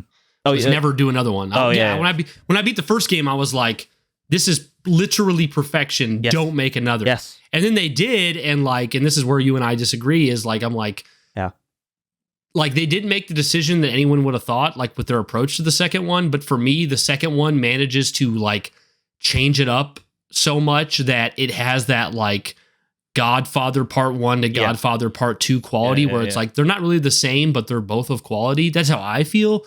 But yeah, one's a much easier like game and story for everyone to resonate with than 2. So yeah, for sure. Yeah, I mean, like for me, like we're kind of tangenting here because, like, I mean, we love The Last of Us for what it is, and so I'm like happy to talk on this like more as like a sort of tangential thing to the show news, but for me, the games series should have been more of an anthology series. Different characters in completely different parts of the country, potentially even different countries. Imagine that. Like, the only issue then is like making sure that it stays like the DNA of Last of Us is genuinely compelling, because with what you're saying, it could very easily become like zombie game of the week and of the year. And 100%. But I get what you're saying. But I do get what you're saying. Yeah, 100%. But yeah, that's like either no second game or yeah, I mean, it's kind of the same way I kind of feel about Death Stranding, right? Like, I think Death Stranding, in my opinion, like hopefully the second one doesn't ruin this. Like for me, Last of Us Part 2 did for The Last of Us Part 1, but I think that that Death Stranding 1 exists in its perfect little bubble and is more obviously way more niche than The Last of Us Part 1, but has less sales and less fans and stuff. But I think that ultimately the Death Stranding is very similar in that regard, and I hope that Death Stranding 2 doesn't kind of truncate what came before. Like Death Stranding 2 is just about shooting hordes of enemies. Yeah, you're gonna be so I'm gonna be done because all that artistic expression is going to be like, what is going on here? But yeah, so back onto The Last of Us season 2 news with the first look of the characters and stuff. Like, it looks dope. I'm excited to see what's her name again? Bella Ramsey's performance. I'm particularly excited for Pedro Pascal's performance.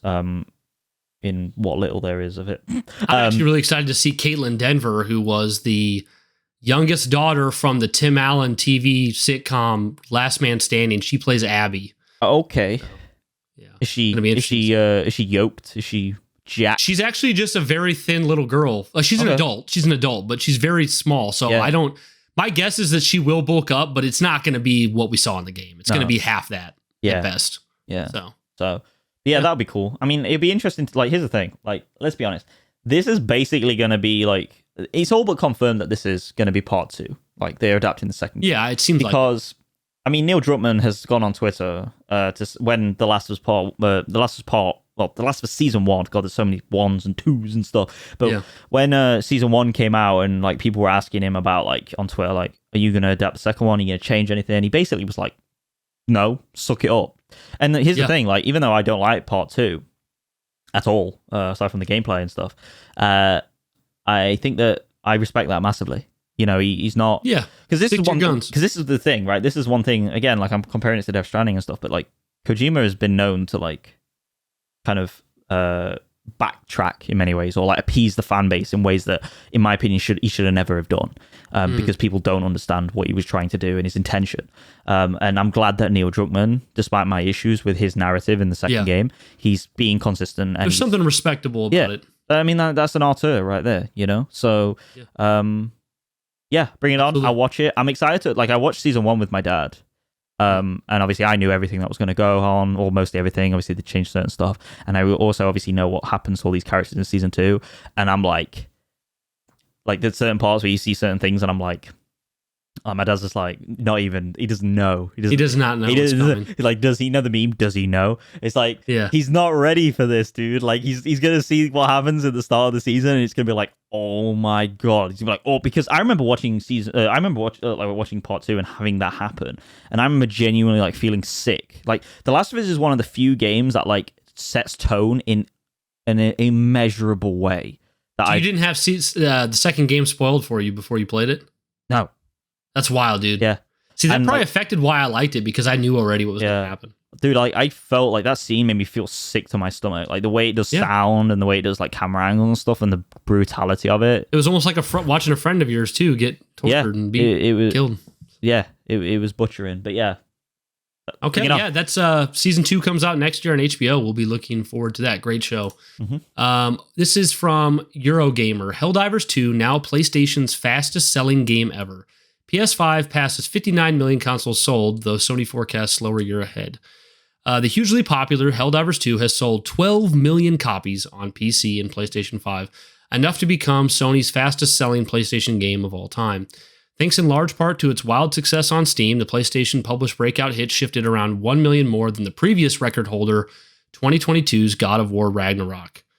So, dude, I just think it's insane, because this is a series that most people didn't even know that this franchise existed, right? The first game was a top-down twin-stick shooter. In 2015. It's been 9 years. The development studio is, what would you call them, AA? I would say AA, yeah. Backed by AAA, like, obviously publishing. A AA video game studio that not many people knew of their existence prior to this game releasing. Mm-hmm. Comes out on PlayStation 5 with crossplay on PC, blows up, becomes the freaking biggest game of the year. Potentially another one of these forever games, which is something that Sony has really wanted, as one of these live service cash cows. And even though Helldivers wasn't designed to milk you dry, which is part of the reason why we love it. Yep. But that's what Sony wants out of their like forever game. This might end up being like the best they ever get, because how could you expect to hit like lightning to hit it into a bottle twice in a row? They managed to pull this off with Helldivers 2. So what I think's crazy is 12 million copies sold, dude. Like, I may be off by a little bit here, but I'm pretty sure when Halo 3 released and broke all records around the world, I think it topped out somewhere around 12 million copies, or maybe just a million or two more. And that was Halo 3 in 2007. And anyone who can remember being around at that time, it felt like the world was going to stop spinning so that we could all pick up Halo 3. That's how huge that felt. And now you get a little game called Helldivers 2 that no one was even anticipating, and it's selling these many copies. And I would wager that over time, it's probably going to hit 15, 20 million copies as time goes on. It's just been a huge success and massively deserving. Joe, do you have any other thoughts or angles on that? No, I mean, we keep bringing up Helldivers 2 in many ways, you know, like just in our own conversations and obviously on the show and stuff, but great stuff for Arrowhead. It'd be interesting to see like what the budget was for this game. Like, I just kind of did like some quick Googling here, and like some people have speculated it's like 50 to 100 million, which is crazy, dude. Which is quite a lot in many ways for a AA game, but at the same time, like that's less than like made. That's comparatively to like The Last of Us Part 2, which is 200 million. It's like you've got half that, and they are making like they're on track to making the same amount of money when it comes to sales and stuff. And then you're not even talking about like, I mean, like think about how many people have purchased like the Battle Pass and like everything in that. Like this isn't counting that. It's like, dude, like you might be like they might already be at that in terms of funds. Like the profit margin, the return on investment for this game might already be at something like God of War or the Last. Yeah, and if you had said 2 years ago.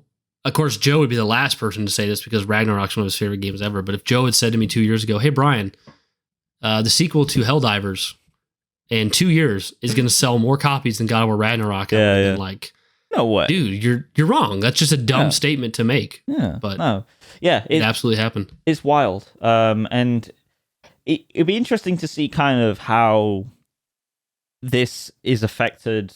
By, you know, like these sales are affected like by that sort of like mess up with the PSN stuff going on and all that. I don't know if it will potentially. I think this game is just so fun. I think it's negligible. Stands on its own 2 feet, and it was remedied pretty quickly. Despite it was one weekend, and if you're not on the online gaming industry stuff, you probably hardly even noticed it. Yeah, 100%. Like if you're not like looking into that stuff, and obviously like maybe if you logged in over the weekend, you were like, why is this not happening? Like what? No. Yeah. Why do I have to create an account? You know how many people probably were just like, oh, I have to create an account. I'll just do it. Yeah, or what? Maybe not even that. Maybe like, oh, I'll just try again 2 days time. Yeah, like, and then it's not there. Maybe it's a bug or something. You know, because like some people do think like that. Like, you know, like they're ignorant to it, and that's fine. Like, you know, ignorance is bliss and stuff, and they're better for it. They're more peacefully minded in many ways. They're at more peace than we are. So, I think that. This is great stuff. I think, like you said, it kind of goes back to like our original point where like most people on PS4 and like things have become more platformed. Games are becoming more of a platform than they are like titles in many ways. I think this is like a prime example of like kind of where Sony's efforts are now in many ways. Like it's not to say that they're removing the emphasis on kind of these first party titles and these big budgets, but I mean you combine the subtitle of this this pre-header of this article where it says PS5 passes 59 million consoles sold, though Sony forecasts slower year ahead. It's like, yeah, they forecast slower year ahead when it comes to the actual like physical sales of their platform of their latest generation, but they're also making a shit ton of money on like sort of titles or platform titles such as this that have massive return on investment, and this allows them to then take all that time and put it into better developed first-party AAA games, such as a new, Sony Santa Monica game or a Ghost of Tsushima 2, or the Wolverine game, and also not worry that they're missing out on console sales because they're making a shit ton when it comes to just people buying this game digitally, this game physically,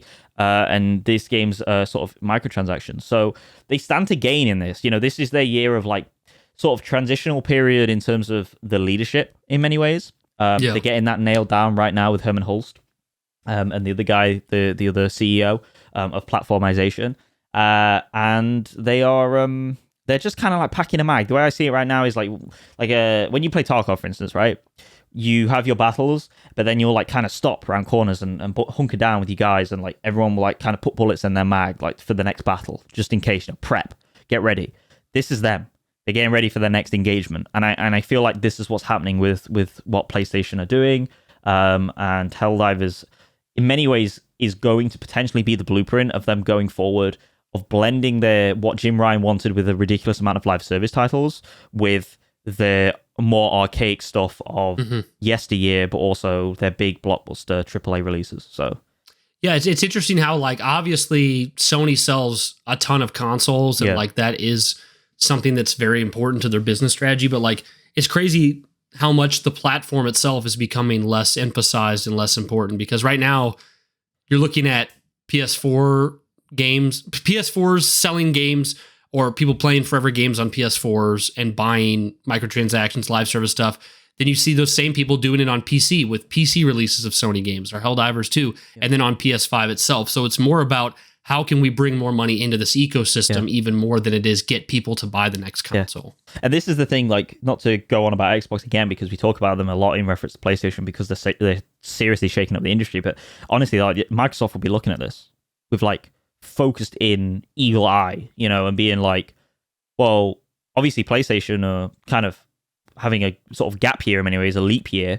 And like, they're obviously in many ways, they're moving to a more service-based, lack of a platform sort of business model. And so, like, maybe we should get ahead on this. And that's what I think they're doing. There's rumors they're going full third-party. There's rumors that they're going, like, portable. Their consoles are going, digital and streaming, potentially, given the leaks that we saw months ago. Yeah. It's crazy that like Microsoft might be able to find a way to carve a path out of their failure, which is like the industry is changing in a way that like, oh yeah, we kind of completely ran our dedicated console user base into the ground. But if the industry is naturally moving away from that, then we might just be able to not have to eat our failures forever. You know? Yeah, because in many ways, like, we give credit to Phil Spencer, and he has done good things for the brand, in my opinion, but I wouldn't say necessarily great things for the brand, because he's never like pushed it beyond kind of keeping it dead last in many ways, and kind of keeping it in he saved it from drowning, but he didn't like make it swim. Yeah, like he's still got a lot. They've still got armbands on Xbox in many ways. Or someone's throwing them a life raft, and they're still holding on for dear life, but they're not doing front crawl, across the channel.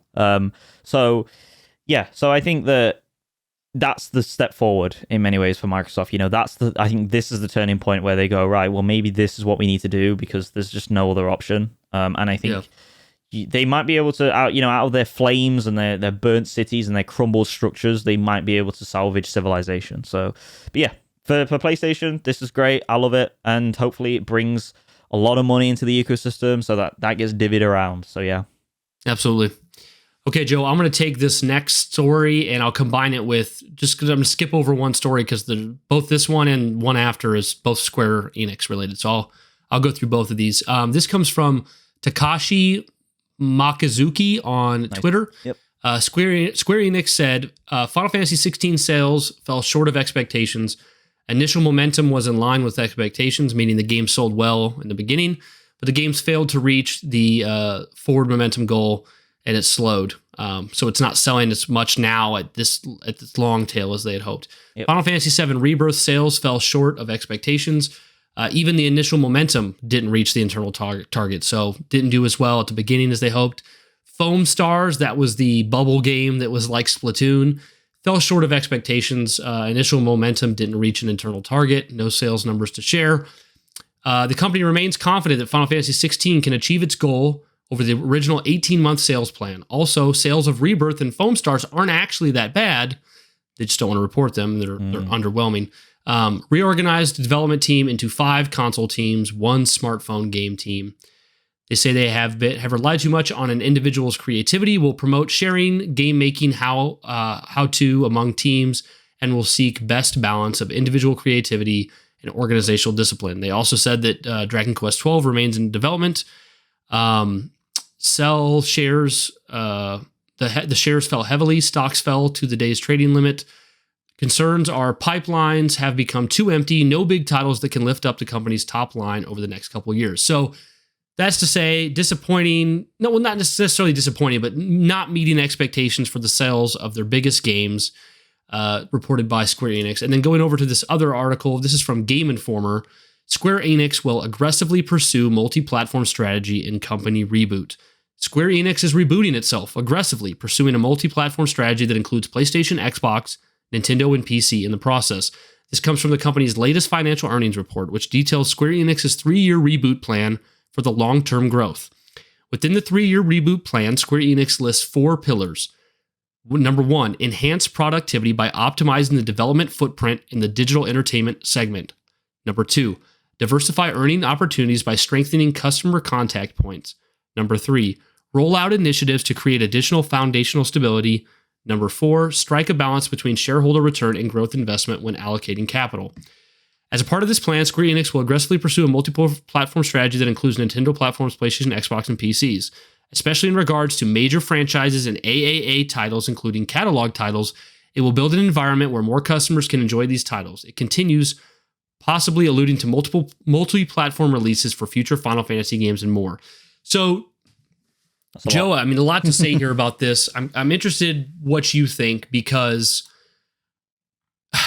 so Square Enix games have been on many platforms over the years. They've been on Nintendo, Xbox, PC, PlayStation. Sometimes they've been exclusive to PlayStation. Sometimes they've been exclusive to Nintendo. Not sure if they've ever been exclusive to Xbox, but there's also been simultaneous releases of their big games. Final Fantasy 13 came out across PlayStation and Xbox. Final Fantasy 15 also did. 14 just now finally coming over to Xbox. Yeah. But the understanding has always been that Square Enix didn't put these games on Xbox because after Sony or Nintendo, I guess, for in the case of some smaller titles, if Sony or Nintendo give Square Enix a sack of cash, like a bag of cash, and say, hey, develop this just for our platform, we'll give you this money up front. And then they get the money up front for their game, plus they don't have to worry about the money spent on developing a port for other consoles. And they've been doing this for so long, whereas like Final Fantasy VII Remake and Rebirth and Final Fantasy 16 have only come to PlayStation, and then eventually PC with some like Epic store exclusive deals. So obviously they're getting the bag from Sony, then they're getting the bag from Epic, then eventually it just drops on Steam for sales there. And the understanding has been that like, oh, okay, well, PlayStation's probably giving them a bunch of money up front, or Nintendo's giving them a bunch of money up front for some of the smaller titles, like I think maybe the Tales of games or whatever. And then the money that they would have spent developing for like Xbox, they don't have to worry about, and it ultimately works out, and it's better than if they had tried to not get the bag and then maybe sell a couple extra million copies on Xbox or PC day and date. And they're saying now that the sales of their games have continually not met expectations. And I can remember, like, 11 years ago, the first time I remember there being a big article about Square Enix and their game not meeting sales expectations. That was Tomb Raider 2013, the reboot. And I remember it sold 7 million copies, and they were like, it didn't meet our expectations. And 7 million copies was even more impressive in 2013 than it is in 2024. And pretty much every game I've heard from Square Enix for the last decade has been, doesn't meet sales expectations. And, you know, I saw a lot of people saying, you know, after reading this about Square Enix saying, we're going to go multi-platform, that's going to be our strategy from now on. I saw a lot of people going, duh, you should have done this a long time ago. It's about time, you know, no wonder your games aren't selling enough. And I'm like, you know, maybe I'm just not as intelligent as you guys, but like, I didn't think that their games not being multi-platform had much to do with them not making enough money. And like, here's my logic. One, like when it comes to the big AAA games, like Final Fantasy VII Remake, Rebirth, Final Fantasy 16, that wasn't able to be put on Switch. It's not possible. Right? So that's out. It already goes on PC. It's just delayed. It doesn't go to Xbox, but Xbox has a little over 20 million consoles. They're not very popular with the Japanese market. How many copies would it sell on an Xbox? So for me, I thought it kind of made sense. Like they get that fat bag at the beginning from Sony or whatever, and then they release it there. I was thinking more like their profits have to do with the amount of games they release and how quickly they release them and how they like overlap the releases with each other. I was thinking maybe that they just have ridiculous expectations for the kind of games they release. Like, if you're thinking like, oh, Final Fantasy VII is one of the biggest IPs in the world, it'll sell as much as Skyrim, or it'll sell as much as, you know, the latest Call of Duty. Like, I just think that's never really realistic. Like, we're seeing Final Fantasy games sell like closer to like a little below 10 million. So I think really they just have like poor expectations and like a poor way of managing their output. What do you think, Joe? Do you think that, well, here's what I will say. I do think releasing the games day and date on PC, like with Steam availability, would be like a noticeable improvement in sales. Like, I think that would be good. But like the TLDR is, I think a lot of people are going like, oh yeah, they're bringing their games to Xbox now. That's how they're going to make the money. My opinion is that this has absolutely nothing to do with Xbox at all. Like, I don't think they really would even bother with Xbox. I don't think it's going to add that much revenue to do that. I think what this is about is like making sure their games are day and day release, not doing like an Epic Store exclusive where people don't want to buy it because it's on the Epic Store. And then also potentially maybe putting some more games on the Switch too once we have a Nintendo platform that's more powerful enough to actually do this. Well, what are your thoughts, Joe? Yeah, I mean, Square is a very interesting company in the sense that they have always been the biggest mercenaries in the industry when it comes to taking deals for their projects. And I think one of the reasons that is because they are very, like, this is a compliment to them. They are very creatively driven. They have a lot of auteurs within their studios that all manage their own things. You know, I mean, I'm thinking of like, I've got to get the names right here, like Tetsuya Nomura for the Kingdom Hearts stuff. And you've got like Naoki Yoshida, who like infamously saved Final Fantasy XIV and obviously relaunched it under A Realm Reborn and stuff like that. And that's great and everything. But when you've got like big names doing those titles, a lot of the time, like the business models oftentimes go out the window. Like obviously the execs are not like forgetting they have to make money. I'm not saying that, but what I am saying is like, I mean, we look at like Final Fantasy VII Remake, right? The trilogy. That trilogy is clearly a passion project for its legacy, and hoping that the sales recoup and give return on investment once the trilogy is complete. Maybe in a master collection or something, and it's on potentially more platforms. Once I think they could repackage and resell it to the end of time. But ultimately, that game, I mean, you told me that trilogy of games based on the original game, that only, bearing in mind the legacy of Final Fantasy VII OG is that it's only sold 10 million since 97 was that game came out. Like, I mean, it's a lot for the time, but like over time, it's still not sold like incredible amounts of. Considering it's one of the greatest games of all time, objectively, it's like we'd expect to see more than that. So like that to me is telling. But yeah, like going back to like the Rebirth or the remake trilogy, it's like it's clearly a passion project, and you've taken like a shit ton of bank from Sony to even make this. Because for me, like obviously when we found out that it was like full on exclusivity and like Sony completely paid for development basically of this game, it's like, well, this kind of justifies why it's exclusive in many ways. Like Sony have put their big dick on the table and they've gone like, well, we want Final Fantasy because Final Fantasy VII was on our platform in the PS1 and it's a great like buy for us. And a landmark title. It's a landmark title. It's industry defining. And I think, even though it might not have made like Sony and Square Enix in tangent a lot of money, like disappointing sales or whatever, sub 10 million all the time for each title, it's like it's still something to buffer their like first party like prestige. And people will always remember that there is Final Fantasy VII OG on the PS1 and there is Final Fantasy VII Remake on the PS4 and Final Fantasy VII Rebirth on the PS5, and people will always remember that as like something amazing that platform and that system and that ecosystem that company has under their belt that like obviously Microsoft and Nintendo don't have.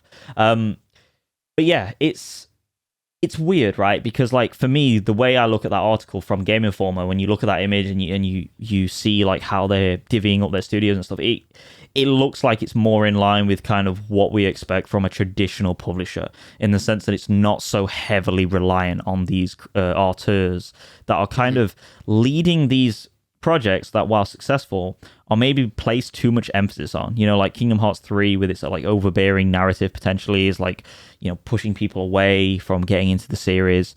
And like we spoke about this, like whether the meta narrative of Final Fantasy VII Rebirth, Remake, and whatever the third R is going to be is potentially driving sales for people to keep buying these games, or whether they should have just done a straight up one game, one title remake that would have not been as impressive of a concept, but potentially would have been a better return on investment overall for just getting a title out there for the team and the studio and the company. But yeah, it's difficult, dude, because I honestly think in many ways, like you said, I think Square are just so... It's hard because, like, have they got, like, delusions of grandeur? And in many ways, like, they never release, like, sales. They never release sales, like, sort of numbers for these games, like Splatoon or whatever, until very late on. And it's just like Microsoft. It's like, I think that to many people who are in tune with the industry and buy their games based on principle, like we do in many ways, I think that in business, perception is reality, even though that's not the case when it comes to, like, nuance of, like, you know, just everyday life. But in terms of business, that is reality. Perception is reality. And if you're not releasing your sales figures immediately and you're not, like, being clear with people, you oftentimes end up, like, potentially shying people away from, like, kind of, well, if it was supporting this and you're always disappointed for 20 years of all your games from a sales perspective, like, why bother keep supporting you in many ways?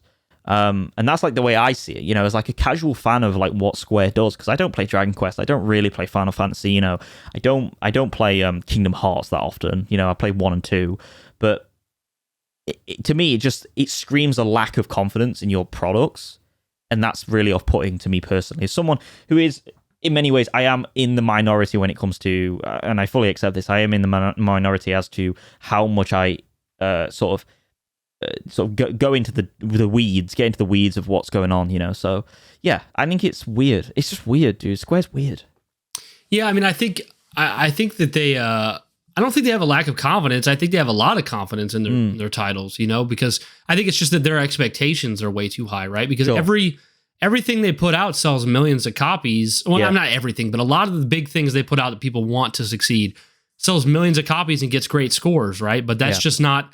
They're probably looking at their contemporaries and they're saying, we've been in the gaming industry for, 30 some years, whatever, and we're putting out these massive, like, very passionate, big budget projects, and we're not getting the kind of sales that other people are getting. Yeah. Like, has Square sold anything that sold like Witcher 3 or Cyberpunk or Skyrim? Like, not really. Like, I mean, I think Final Fantasy 15 was one of their most successful games, which is funny because that game's usually crapped on quite a bit, but like 15 came out on Xbox and PC and PlayStation all at the same time.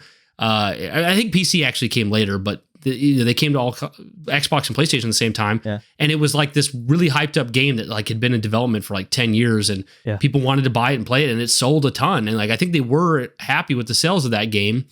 But it also wasn't the best game. So and it's just weird because, like, I know there's a ton of, like, JRPG and anime fans and stuff like that out there, but, like, if they're wanting to see sales on the level of some of these biggest properties ever, I don't really know if they're going to get that, right? Like, yeah, I mean, like, Final Fantasy 15 sold, like, just over 10 million copies as of 2022. So obviously it's gone up since then, but you're probably looking at maybe a couple of 100,000 copies at that.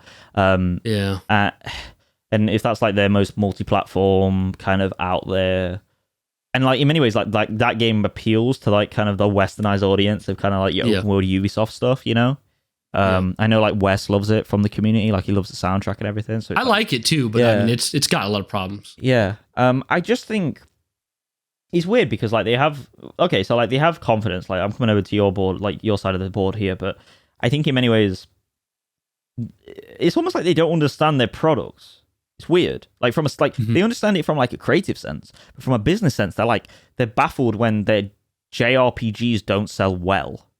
And it's like, well, they sell well, they just don't sell mind-blowing. They don't sell mind-blowing, like, on the level of God of War Ragnarok or a Spider-Man or whatever. Yeah. It's like, well, like, you're making a JRPG, which for the most part, like, is rooted in archaic game design. And we were discussing this in terms of, like, you know, privately in the community, whether, you know, what don't Westerners get about Final Fantasy or JRPGs in general? Like, what deters them? And it's kind of like, well, is it a style thing? But then it's like, well, anime is like really fucking popular in the US and the Western world. Like, but then it's like, so for me, I mean, it might be a combination of that, but and also my thing, which is it like just the way they are designed, the way the combat is, the way it is still kind of rooted in turn-based,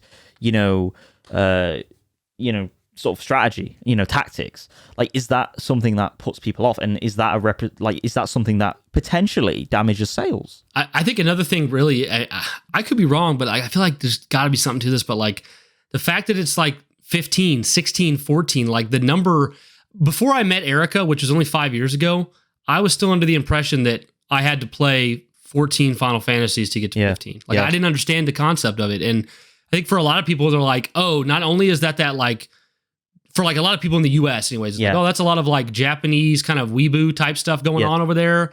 But it's also like 15 deep. Plus there's like a side one that's like Crisis Core and like a side one that's called Dirge of Cerberus. It's like, I don't even know where to enter here and get, so I just, and I think you kind of touched on it. Like, does Square fully understand what they have in their audience, right? Because now I am over the moon that we're getting this remake trilogy. I am so happy about it. I'm so happy it's being done exactly the way it's being done, but nobody in the community really asked for this.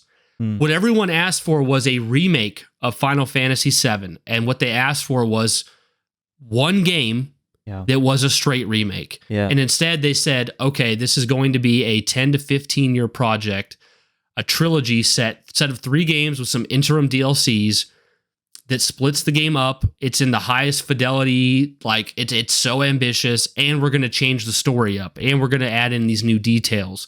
So no one really asked for that. So it's like, and this is where like Joe and I had like an off-camera debate where it's like, what would have been more successful? A far, far, far, far, far less ambitious one-off Final Fantasy VII remake game where it's one game, it tells the story exactly how it did in the original, it sells, they're done. Like it's a 3 or 4 year development. They're done. It's over with. We move on.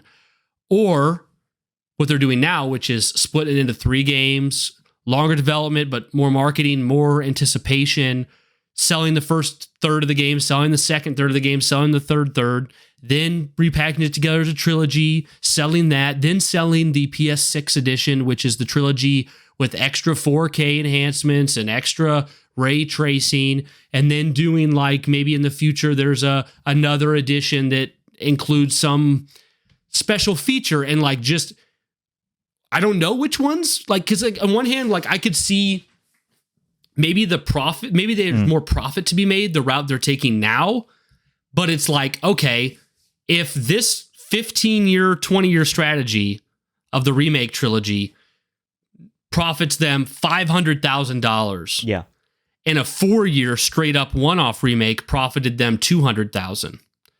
You got to ask yourself, was it worth an extra 10 plus years of heartache to go from $200,000 profit to $500,000? That is $300,000. Maybe that is worth it. I don't know, but it feels like it probably would have been easier to do it, get it done, and move on, and take some profit and leave if it was just a one-off remake. But I think it also comes back to what Joe was saying: is there's so many passionate people at Square, people that love it. And also, like, one of the reasons why this remake trilogy is so good is like the very top level people who did the directing, the art, the music, they're all back for this. The same people from 25, 30 years ago.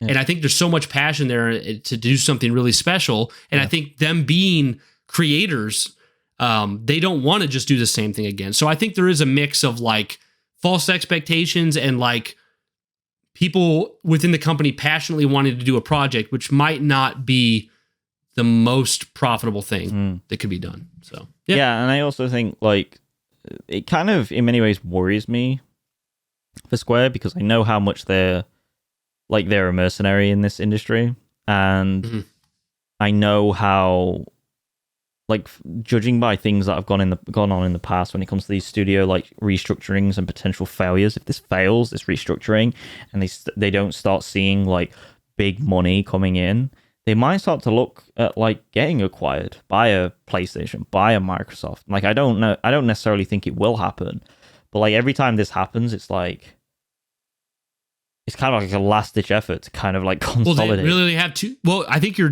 really onto something there, Joe, because they only have two options at this point: go completely multi-platform, and really rock and dominate that multi-platform strategy, which is what they're saying they're going to do. Yeah.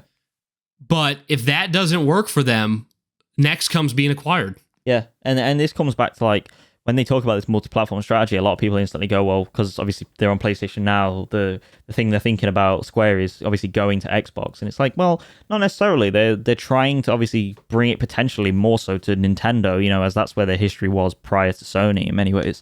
But like even if they go third party, like you said previously, like is being on Microsoft going to actually do much?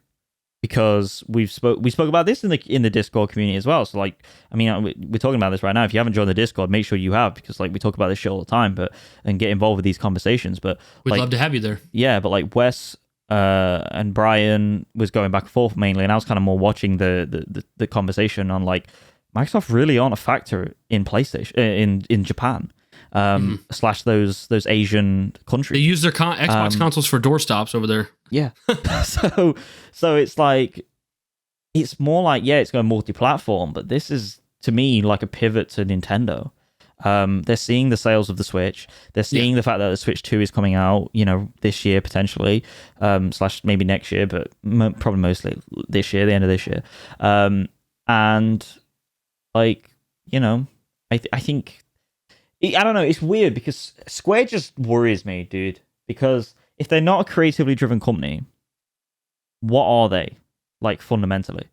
Because like I talk about them like they're mercenaries, but like fundamentally from a creative standpoint, a studio standpoint, they've always hinged on these amazing creative directors, these auteurs, again, we come back to that word, that move this studio forward. And if they haven't got that and they go to a more traditional way of developing games, kind of like how Sony do it in their in-house, not to say that they don't have auteurs in there, because they definitely do. Like I would consider, you know, Cory Barlog an auteur at this point, you know, obviously Kojima. I mean, Herman Hulst is now more of an exec, but he was originally an auteur with his creative visions under, you know, Guerrilla and stuff. You know, obviously Neil Druckmann. If they don't have that, are we going to lose kind of what is special to these games going forward? Are they going to become more Ubisoft-like in the sense that they start to appeal to the lowest common denominator of casual gamer? You know, which isn't a slant on those casual gamers, but like it, you know. Yeah, it's interesting because, and this is like a really fine line to walk, because I, as a consumer, the last thing I want to do is tell a developer to not try as hard or to give me less or to screw me over. But if you've played a lot of Square's games, like they don't need to go as hard as they do. Like Rebirth, I just played. Rebirth is over 100 hours to complete, maybe close to 150. Yeah. It's got, not only does it have really well developed mini games and side quests, it also has lots of filler content. Yeah. And I understand that like once you make like, and this is maybe a poor example, but like once you create a orange construction cone, you can just copy paste it 150 times and put it all over your game. Yeah. So I understand that, like, you know, maybe 30 hours of Rebirth was added by them just repeating the same type content in other areas. And it's, to them, it's like, why not just do more of this so that we can say the game's bigger? Yeah. But to some extent, I would be like Rebirth, you could probably mainline it in 50 hours. And I'm not saying the game should just be mainline. Like, I understand people want to have side content and open world and stuff, but like, it's a great game and they went so much harder on it than they needed to. And like we've talked about, like Remake, which was sold in the middle at the beginning of the pandemic after decades of hype for a remake of this iconic game. Yeah. It's at like 7 million copies sold. Yeah. So what did you expect Rebirth, the sequel to that, after the hype of it being a new project is over, we're not in COVID, and it's only on PS5 platforms, what's the most you'd expect it could sell? Yeah. 7 million at best again, maybe, right? So it's like, why did you go so hard on the development of this when what you're expecting to get out of it's really not there? Like, and like, once again, I don't want to suffer as a consumer, but I'm like, if you had developed 5 less mini games and cut out 30 hours of random side content, would I have even known as a gamer, and could you have lowered your sales expectations? Could you have developed this trilogy? And like, I guess from like start point to end, it's going to be like 10 years, I guess. Yeah. Could you have developed this trilogy in 6 and saved 4 years of development time if you had not went so hard in the paint? Even Final Fantasy 16 I played. 16, it's not as crazy as Rebirth, but like there's a lot of like stuff that didn't need to be there, or maybe filler stuff. You know, going extra hard on some certain cutscenes where you could have cut back. The game's like 80 hours to complete. You could have made it like 50. Like, I don't know. Like, I get like the passion, and I get like what your core consumers like, but like, what if you could just not invest so heavily and still have massive success, if not more, and not need as many sales to satiate it? I think it's interesting where they're at, and we're going to see what that turns out to be. Like, I would hate if Square Enix just became like another version of Ubisoft. Like, I don't want that. And I don't think they will become that, but like, they either need to become happy with being like, I want to say moderately successful, but in the grand scheme of things, still hugely successful. Yeah. But like, if they need to be happy with the pocket they're at, or if they want to join the leagues of like your 20, 30, $40 million or million copy game sellers, they're just going to have to create a different kind of game. So they're in a weird spot. I hope they just find ways to lower costs and streamline things, which I feel like they're already doing a good job of, because like with Rebirth, they talked about the reason they were able to develop Rebirth so quickly is they kept the same team, the same talent, the same tools, and just went right from remake into Rebirth. Yeah. I think if they could make some smart decisions there and like cut out releasing so many games that just go out to die, they could get themselves in a really nice, comfortable place. But if their long-term goal is to be that company that's selling 30, 40 million copies of a game, I don't know what they could do. They just have to become a whole different company, I feel like. Or just get into some gacha game, which I don't want, or live service game. So. Well, they have a smartphone a phone mobile studio in the reorganization, so maybe you get that. Could happen, dude. I mean, they're already trying to like capitalize on Final Fantasy VII with like, there's like the Ever Crisis smartphone game that's got built. Yeah, and what was that the One Soldier or whatever it was called? What's it called? Yeah, that was a battle royale that died in like less than a year. Yeah, not great. They're trying to grab that, but I don't know, dude. You ready to move on to the next topic? Yeah, I've got nothing else to say about Square. You sure? Okay, it looked like maybe I cut you off there. I mean, the only thing I would say actually is like, in regards to the remake trilogy, it's like the way I'm seeing the remake trilogy is it's impressive. Like how I'm gauging the fan reception, because I played remake, right? And like I don't count when it comes to like the fan perception of and the greater wider perception of what this game appeals to in many ways, or this trilogy appeals to. But in many ways, the way I see the remake trilogy is that it's not actually getting as much like credit as it probably should be doing, considering it's based on probably the most like titular JRPG of all time.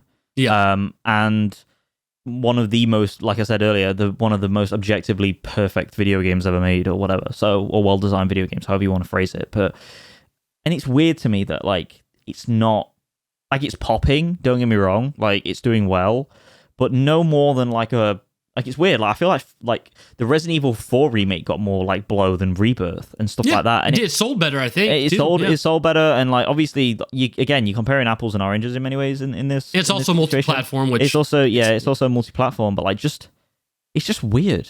It's just weird to me. That's all I have to say, really. I mean, let's put it this way: like the original fans of this game, it's now been almost 30. It's been 25 years. Yeah. So, I mean, the fact that a game that old can endure generations and sell, let's say remake, Rebirth, and the third game collectively sell 25 million copies between the three of them. That's a huge success, especially for something that's so far like removed from when it released originally. It's just, that's not Pal World or Helldivers like being Helldivers or like Pal World. They're games that feel like someone just took a shit on the side of the road and 12 million people showed up to scoop it up. You know, even though that's not how it went, but like that's like in the gaming industry, our the attention that we paid to those games was like that. Like, oh, it's a pile of shit on the road, and then it drops and someone's like, to fly swarm, and suddenly it sells like 12 million. Because like that's the thing is like, if it took 50 million to develop Helldivers 2, And that game, life to date, is going to make like over $500 million. It's like over 10 times the return of investment. And like, what is the remake trilogy going to get? Like we said, it's going to be repackaged and resold. But like, what if the remake trilogy makes just over $500 million? Yeah. But they spent $400,000 making it. Then I'd rather have the Helldivers 2 that's 50 million and makes that, like, right? So it's crazy. And another thing is, like, I've been around like forums and stuff. Like when I finished Remake, like I wasn't entirely like, I wasn't entirely impressed by the ending just as a newcomer. I thought it was very obtuse to get into, and like I'm not even being funny, guys. Like the last, I don't know, like eighth of the game or something, like things just move incredibly quickly. It's all backloaded, like as Brian knows. And it's like the amount of times I was just like, what is going on? Like I was just lost. And I get it now that I've like read up on all of things that happened, but it's one of those things where like, I looked into it on forums and there was a very large consensus. I don't know whether they're a vocal minority or what, but there was a very large consensus that was saying like Final Fantasy VII, like as a series within an anthology series, has just become like too much of a rabbit hole now. And it's like getting a little bit like it's too muddy, like the Dirge of Cerberus stuff, and obviously they've done Crisis Core, the bunch of remakes. They did the movie, they did mobile stuff. Yeah, the Advent, and I don't know like what that speaks to the broader like side of Square as a company, as a publisher, but it makes me wonder whether that is actually reflective of Square. Maybe another thing is like obviously they come out with a crap ton of games every year, like various series from various studios. It's like, are you doing too much? There's only so many things we can indulge upon in a year. Well, are you self-cannibalizing in an already self-cannibalizing market? Like, and the thing is, like, if I go play original Final Fantasy VII, I just run through it. I know the game already. Yeah. I don't do all the side stuff in Final Fantasy VII original. I beat that game in 30 hours. The entire original game, 30 hours. Great time. Move on. Right now, even if you just wanted to do the base and skip everything, if you played just Remake and Rebirth, which collectively is 2/3 of the experience, over 100 hours to play the both. You have to spend over 100 to play both. If you want to do a lot of the side content, 150. If you want to do it all, pushing 200. So, and then you add the third game on there, and let's say it's similar. Are we talking about a mandatory 200-hour experience almost to complete the same story of a game that was 30 hours? Like, I just don't know. Like, there's always going to be somebody out there, and it could be me. I don't think it'll be me, but there's always going to be somebody out there who's like, I don't care. I love it so much. I can play it for 200 hours. It's great. But like, I've heard many different podcasts and people in the industry, publications and stuff saying like, okay, I went back and replayed Remake before playing Rebirth.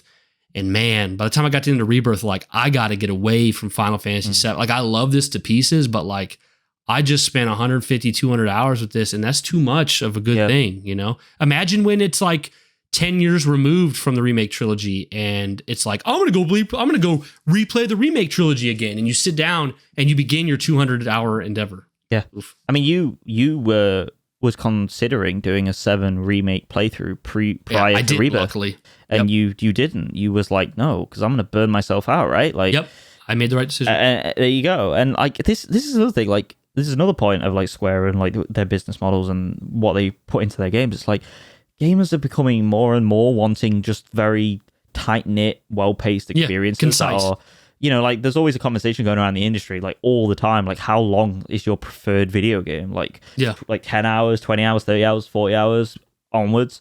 And like I think the general consensus for the most part is like, maybe 20 to 30 hours potentially. I was going to say like 30 for me. Yeah, 30 for you.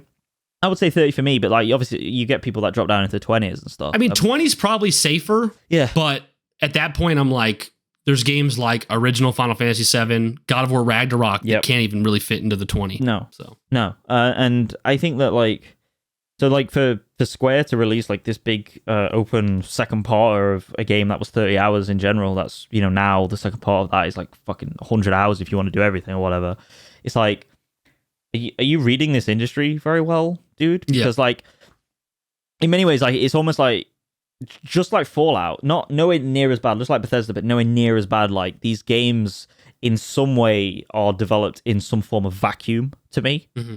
Now that I'm talking about this more, I'm starting to feel like maybe this is the problem in terms of not necessarily that this is the reason why it's not selling well, but this is just more like me critiquing the style and the art of what is being put out by Square.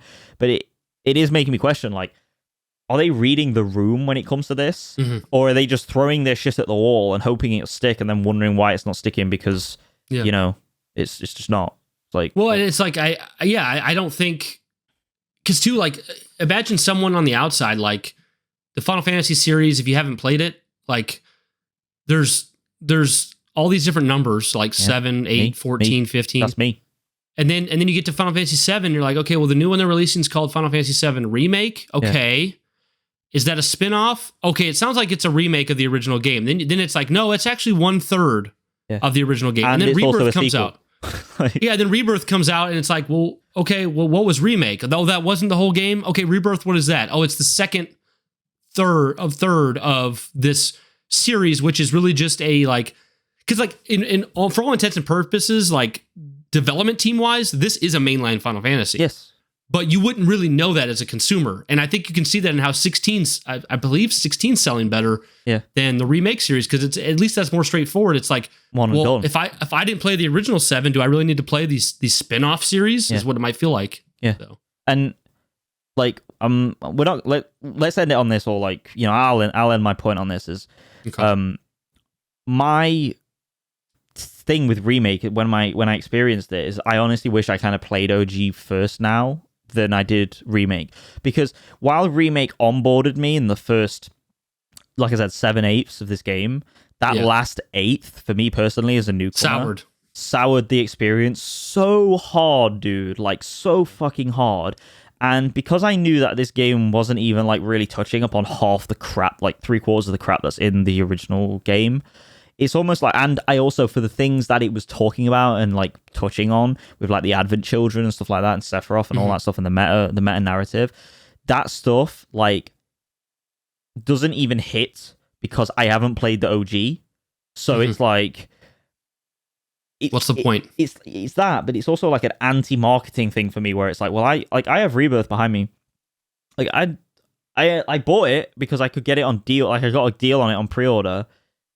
And I just have no interest to play it because, like, I will play it eventually, obviously, but like I have no immediate interest to play it right now because, like, I was burnt out at 40 hours of remake or whatever it was, and I was just like, I can't do this immediately after. And I really, to be honest, to appreciate this game, I have to go back and play OG, which, like, I can't be the only one thinking this. Like, maybe I am in the minority, but like, there is seriously something about that remake that just blew it all away for me. Like, not in a good way, like blew it away from me, like get away, scattered the hopes and dreams of me getting into this Final Fantasy series within a series. And like, for many people, like, as someone who, I love to go back to games and play these, like, digging in the crates, and I love to experience, like, and find out where this has all come from, and I love to play retro games as much as I can, and pay credence to all that stuff that came before. People like me who play Final Fantasy VII Remake and potentially wanting to get into Rebirth /OG after, but don't have that, like, burning fire in their heart to do that, they might fall off it because of that weird design creative decision. So, well, it's interesting because I do feel that the remake trilogy, it feels like it's made for people who are already fans of 7. Yeah. But then the weird thing is like, there's people like me that became a fan because of remake. Yes. So I don't know what it takes to get into it, because I don't think it's really made for me, because I never even played a Final Fantasy. Because you were in my but somehow I got into it. Yeah.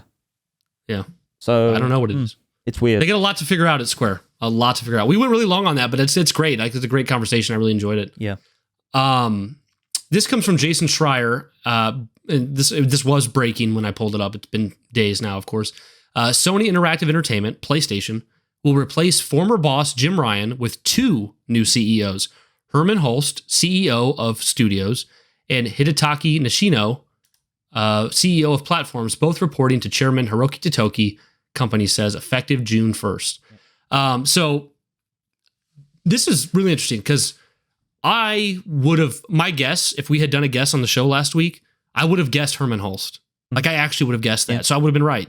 It doesn't surprise me, really. He was head of Guerrilla Games with, Killzone and Horizon. Then he came over and became CEO of Studios.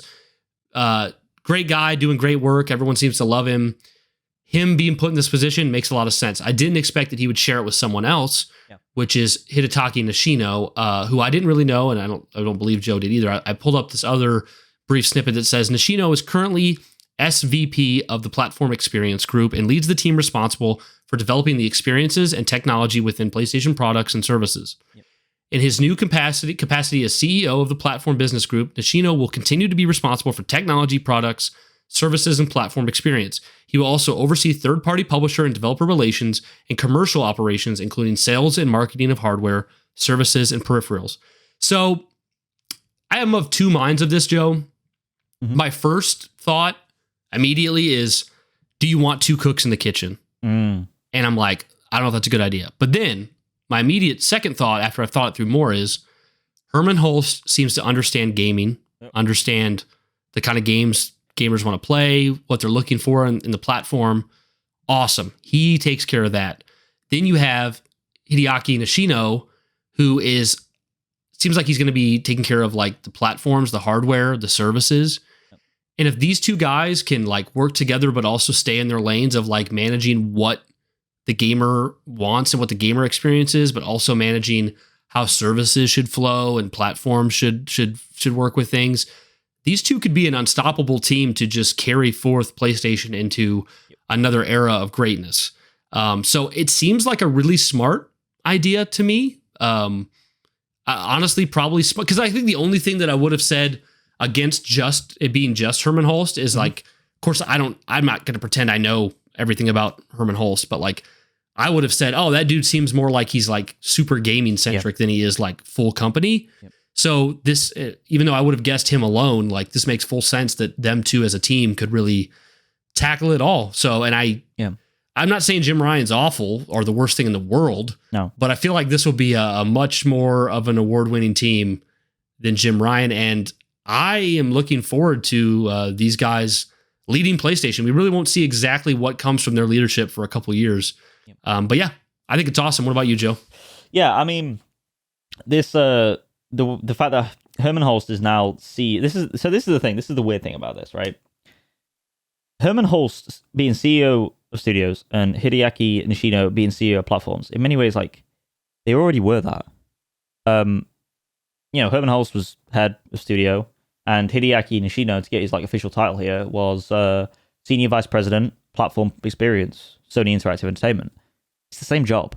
Like they're doing the same thing. Yeah, it's just like keep doing what you're doing, but maybe have a little bit wider scope, get paid more. Yeah, and I think maybe they might have, like, obviously we don't know all the details, obviously we never will, but they might have like more free range now when it comes to like obviously not having someone directly over them like a Jim Ryan or something like that. But it's interesting because I think in terms of Herman Hulst, I think like he's the perfect kind of, not necessarily protege of what Sean Layden was, because he wasn't a protege, like he was his own thing, but he's like the next step after him, and in many ways he's the natural evolution of what Sean Layden what should have happened after Sean Layden. Like you said, there was nothing wrong with Jim Ryan, but he was heavily obsessed with the numbers crunch and also just like servicing the shit out of PlayStation to the point where there was a lot of dismay with PlayStation, and there still is in terms of like kind of them not providing the experiences like on the level that we used to have, maybe not innovating as much from a game design standpoint, maybe not banking on your indies as much, with Shuei Yoshida being, head of indies and stuff. Like he didn't punch as high creatively, Jim Ryan, as Sean Layden did, and I think with the involvement of Herman Hulst being the official CEO of studios, I think that is perfect because like, obviously Herman Hulst is always in contact with Shuei Yoshida, and like he's obviously a game director, a creative first over an executive, and that's just great going forward. We might be harkening back to obviously, like I said, the PS4 days when PlayStation were putting out banger AAA releases and smaller AA and A releases, and then this is the thing. I don't necessarily think it's too many cooks in the kitchen here. I think like with Hideaki, that was my initial impression. I don't feel that way now, but like look, people are worried about it, but like again, these people have been doing this like already already, and this is just an official announcement and like a pat on the back and an increase in salary and potentially more privileges when it comes to what they can pull on paper.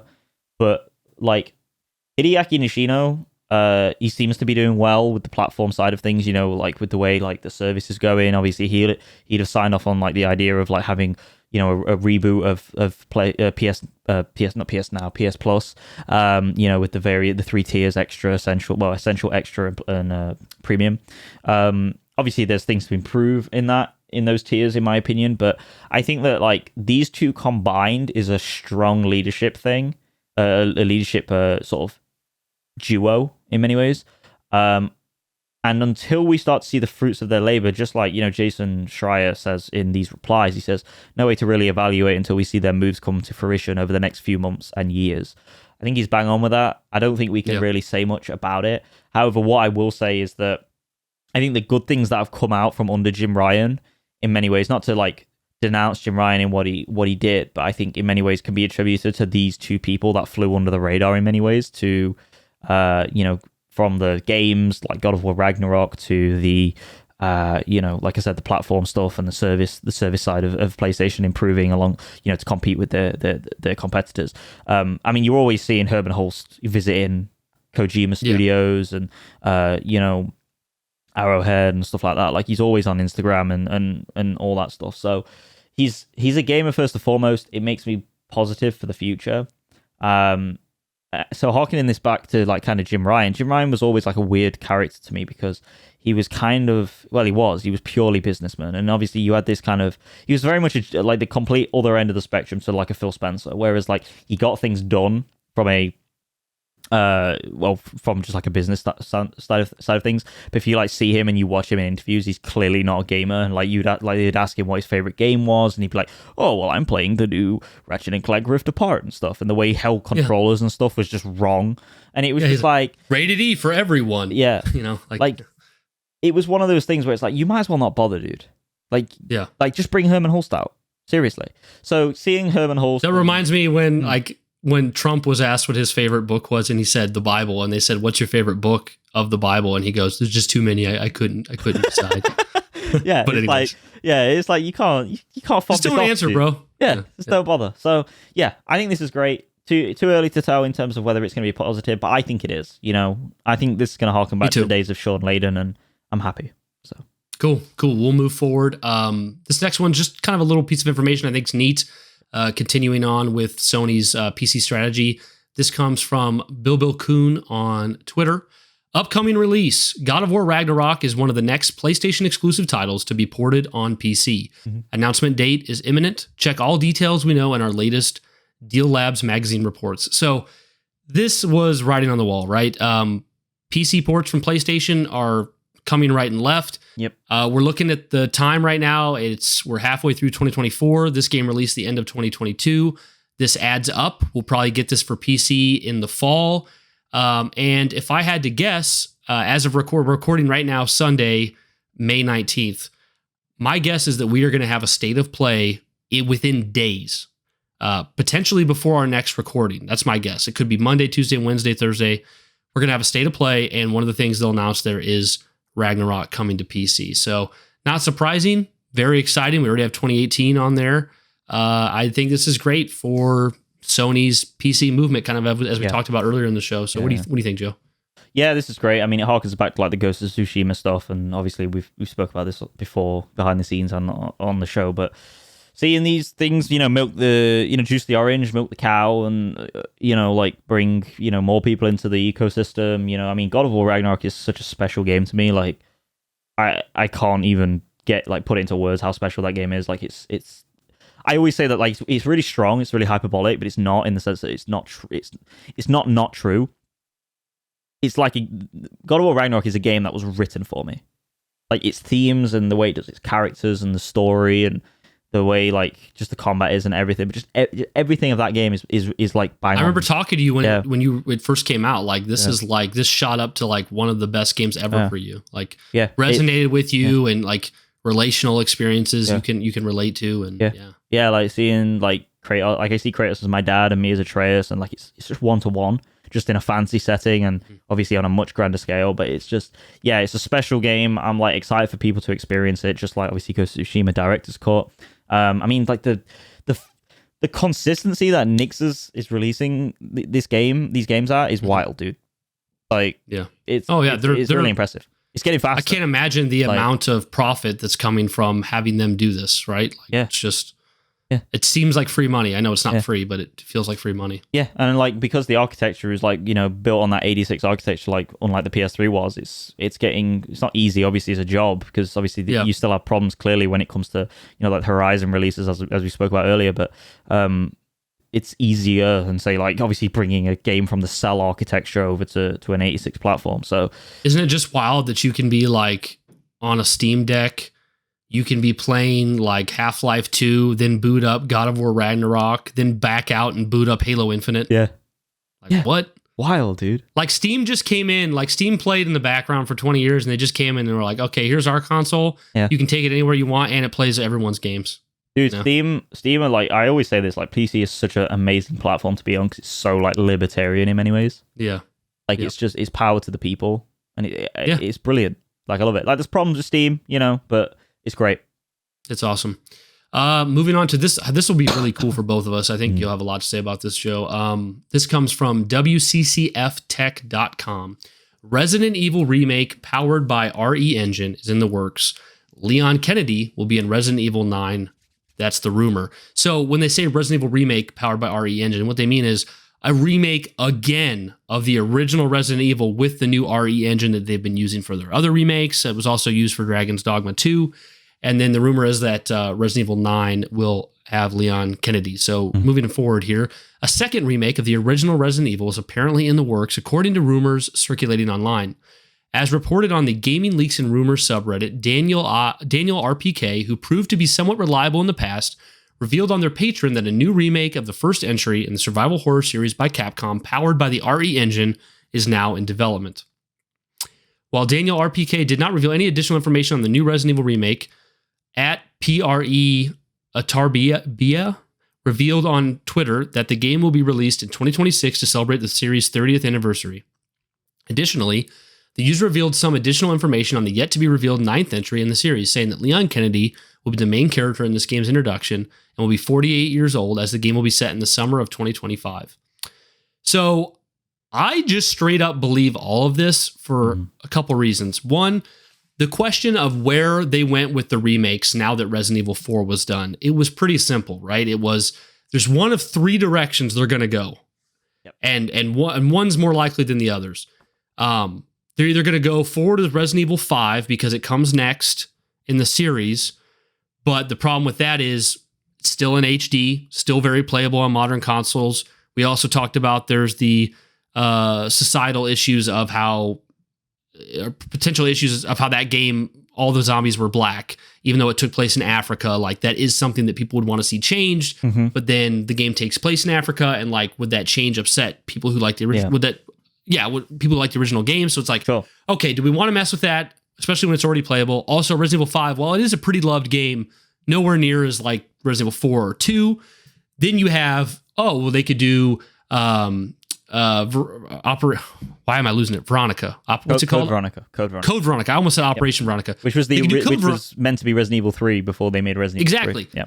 They could do Code Veronica because that's a game that's still stuck way in the past, hasn't been changed up at all. Awesome. Needs to come over, hasn't been remade. But then it's like, well, outside of your hardcore audience, how much are people going to run out and buy a game called Code Veronica versus like an actual numbered title? Yep. And then the third option became, well, it's been over 20 years since they remade the original, and the original Resident Evil takes place in a mansion, and you got Chris Redfield and Jill Valentine, and it's such a great place to do another remake. To like, we're at this point where like the original remake is so old, it's an old archaic game itself. Yeah. And I think it was always came down to like, nobody really, like, people want Code Veronica. I would love that, but it's really come down to, it's either going to be 5 or 1. And when you start weighing the problems with doing 5 and like how the success could potentially be higher, because there's a lot more fans of Resident Evil 1 than 5, either because they just genuinely like it more or they have more respect for it because it's the OG.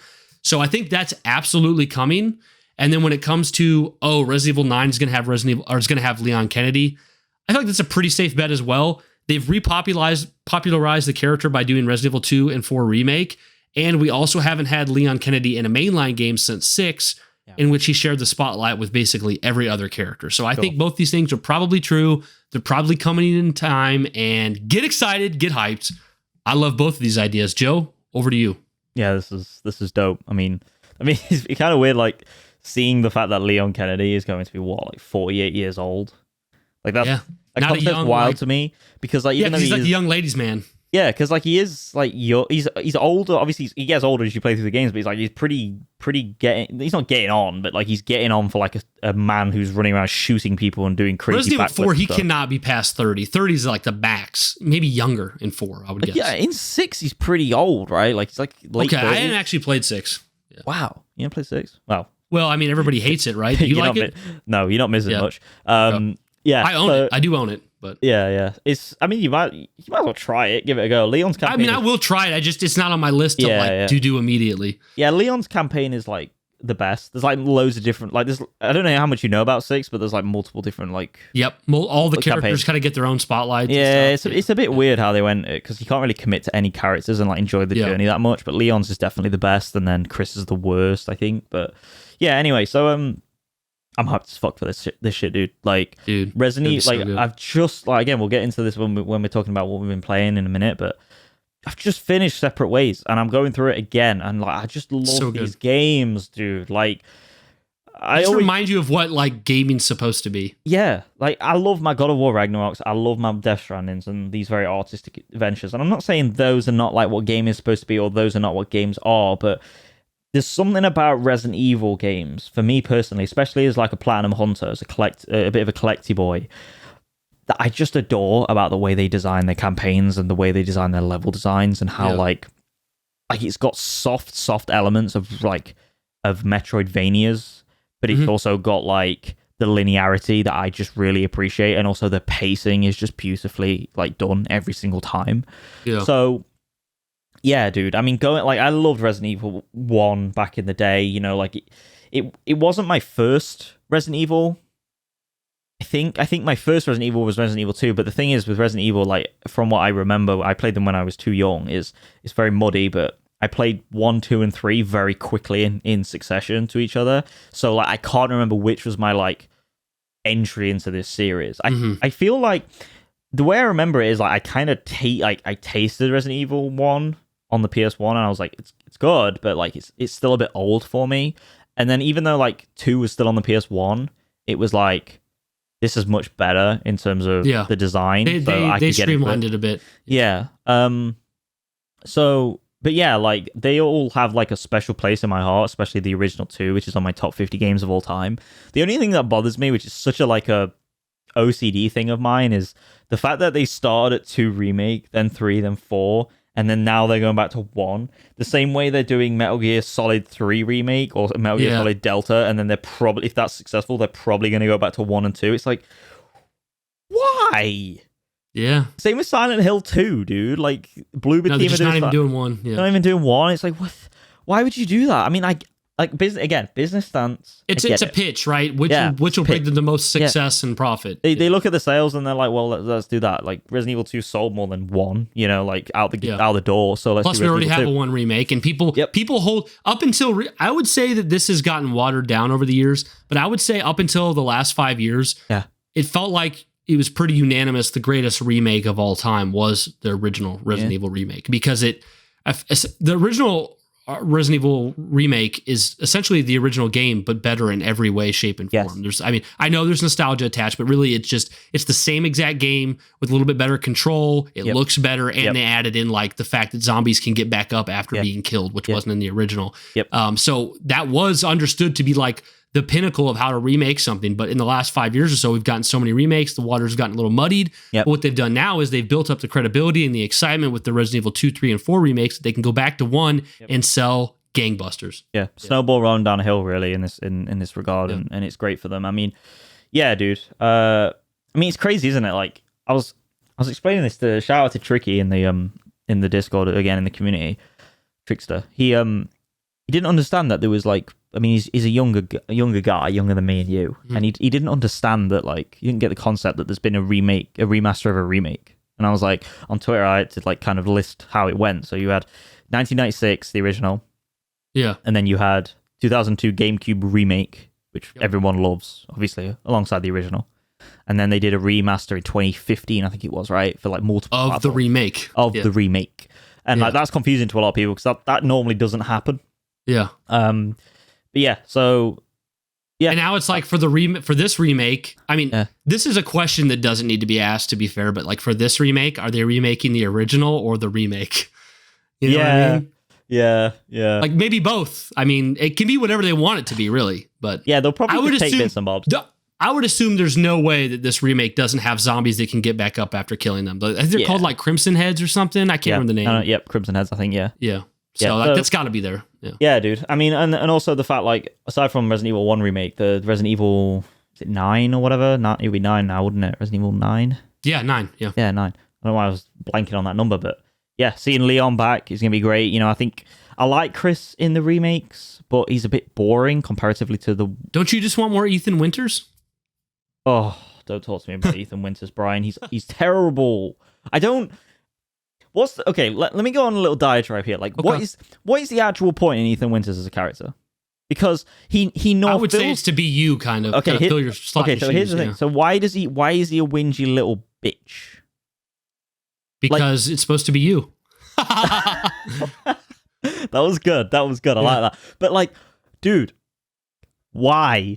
Like, he's so annoying to play as, especially in 8. Like, he's bearable in 7. I like him in 7 because he's kind of like not used to this, and it's like it is genuinely a terrifying experience, and he's completely a fish out of water, which all of us would. Yeah. And in many ways, like he is us. But even then, like, do we need him like being so vocal and everything? Like, I know they're like taking pages out of like Halo's book with Master Chief and stuff, but like, do we need it? And then also, but then when you get to 8, oh my god, every time something crazy happens, he's like, "What the hell? What the hell?" And it's like, I don't need you to audibly it's like he's auditioning for the new Blair Witch Project. Yes. It's like he knows he's like being recorded, or you're looking through that. Yeah. He is self-aware that he is in a video game, and it is wild. And like, I just can't deal with him as a character because for me, he neither fills the void of being a faceless character, which is what they want him to be, but also his own. They also want him to be his own character in the sense that he has personality. And you don't find him that compelling. He's kind of annoying. Yeah, because like by the end of it, you're actually meant to like feel like his strife with Rose, his daughter, his wife, and stuff. But for me, like, it's too much in the camp of him being like, you never see him as a character, his face at all. Do you even see it at the end? I don't think you do, right? Like, you don't. No, I think there's like some kind of way you can like go into the files and see a face or something. Yeah, there's like a photo mode thing you can do and stuff, but like he turns away from you and stuff in the third person mode, which is like really annoying. It's just stuff. weird. Like, it's weird. It doesn't need to happen, Capcom. I think he's a product. Okay, I'm gonna say something. I'm gonna be real cocky about this. I'm gonna say something I feel is so true. I think you're just gonna agree with me. I think Ethan Winters is a leftover idea from where they were after Resident Evil 6, where they're like, this series has gone down the tubes. We need to reinvent the series with 7, and we need to just kind of get away from everything people know and kind of have a clean slate. And like, he's a leftover remnant of that, where it's like, we wanted a clean slate to separate ourselves from how much we like screwed over the franchise with at least 6. Some people would say 5. Some people would actually say 4. But he's a leftover remnant of that mentality where it's like, we didn't really need or particularly want an Ethan Winters like main character in this franchise, but like we needed a new person, like new shoes to take this series in a new direction after it's completely watered itself down. And he's just a leftover remnant of that. And he's not really that interesting. Yeah. He's weird because he neither fits into either camp of like that, like that Master Chief or like a Leon Kennedy kind of job or a Chris Redfield. And, it's weird because 8 tells like such a strong, like tries to tell such a strong narrative of like emotion and parenthood and being a father, being a father and stuff. And while it kind of like has all the beats of that in many ways, it doesn't pull it off because the person that you're meant to connect with the most, which is the father, is basically like non-existent as a character in many ways. But I kind of agree. I agree with that. Yeah, I think so. I think there's something there. But I think what was I saying? Anyway, but yeah, seeing Leon back is great because Chris is like a bit of a boring character. He's too like, he's got a bit of a stick up of his arse in 7 and 8. Is he in 7? Yeah, he's at the end of 7. He saves you at the end of 7. But at the end in 8, he's very much a stick. Like, he could just tell you why things are happening. Yeah. And he doesn't. And it's like, he just leads Ethan on, and it's like, dude, like, come on. Like, you're being an arse. The game's full of people being arses in many ways. But yeah, seeing Leon back's great, because I always preferred Leon as a character over Chris. He was just more relatable to me as kind of that kind of rookie person on the job, fish out of water. So yeah, we have an exciting future for Resident Evil, and Capcom's been killing it. So I have reason to believe that I should have all the faith in the world in these projects, and I do, because they've got the track record. Yeah, I mean, it'd probably be a day one buy if this comes to fruition. Remake, RE1 remake, because like that game is so good. So yeah, that'll be dope, dude. That'll be dope. All right, our last story. This one hit and kind of took the internet by storm. First with excitement, but then with controversy, which is really dumb, but we'll get into that. Last one here is from IGN. Assassin's Creed Shadows trailer, release date, dual protagonists, and more revealed by Ubisoft. Ubisoft has fully revealed Assassin's Creed Shadows, the Japanese set entry in the action role-playing game franchise, including its cinematic trailer, release date, dual protagonists, and more. The near 4-minute trailer below introduces players to Ubisoft's take on 1579 Japan alongside Shadow's 2 protagonists, the stealthy shinobi Neo. Is that how you'd say it? Neo? Neo, yeah, I guess so. Yeah. Neo, and the action-oriented Yasuki, who's a real figure from Japanese history. Shadows is solely single-player, but players can switch between the 2 characters at will. Players can explore both of these characters in the ambitious open world of Japan when Shadows launches on November 15th, 2024 for PlayStation 5, Xbox Series X and S, PC, and Amazon Luna. So it's been many years now that people have been like, I want Assassin's Creed to go to like feudal era Japan. Like that's kind of game I want. And what took Ubisoft, what did it take Ubisoft to make this happen? Ghost of Tsushima, Sucker Punch saying, look, this thing can exist. We can kill it. Look at the money it's making. Look at the success and praise. And they said, okay, we're going to do it now. And they finally have released what this game is and when it's coming out. It's coming out this year. It's got dual protagonists. And see, I've never really been, and we've talked about this a little bit before, and I'm sure we'll talk about it many more times in the future. I've never really been a big fan of Assassin's Creed, so I wasn't really particularly interested anyways. But I did think this looked really cool, and my wife surprisingly was like, "Oh, I want to play that. Like, I want it." I was like, "Should we buy it?" And she's like, "Maybe." Like, she wants to play this game, so there's a good chance we'll buy this. I don't know if I'll play it because it's great, or if like if it's one of those things where I buy it for Erica and then it's got like 9s and 10s all over the place, I might be like, well, maybe I need to play this too. Sure. But we'll probably pick this up because it looks really cool.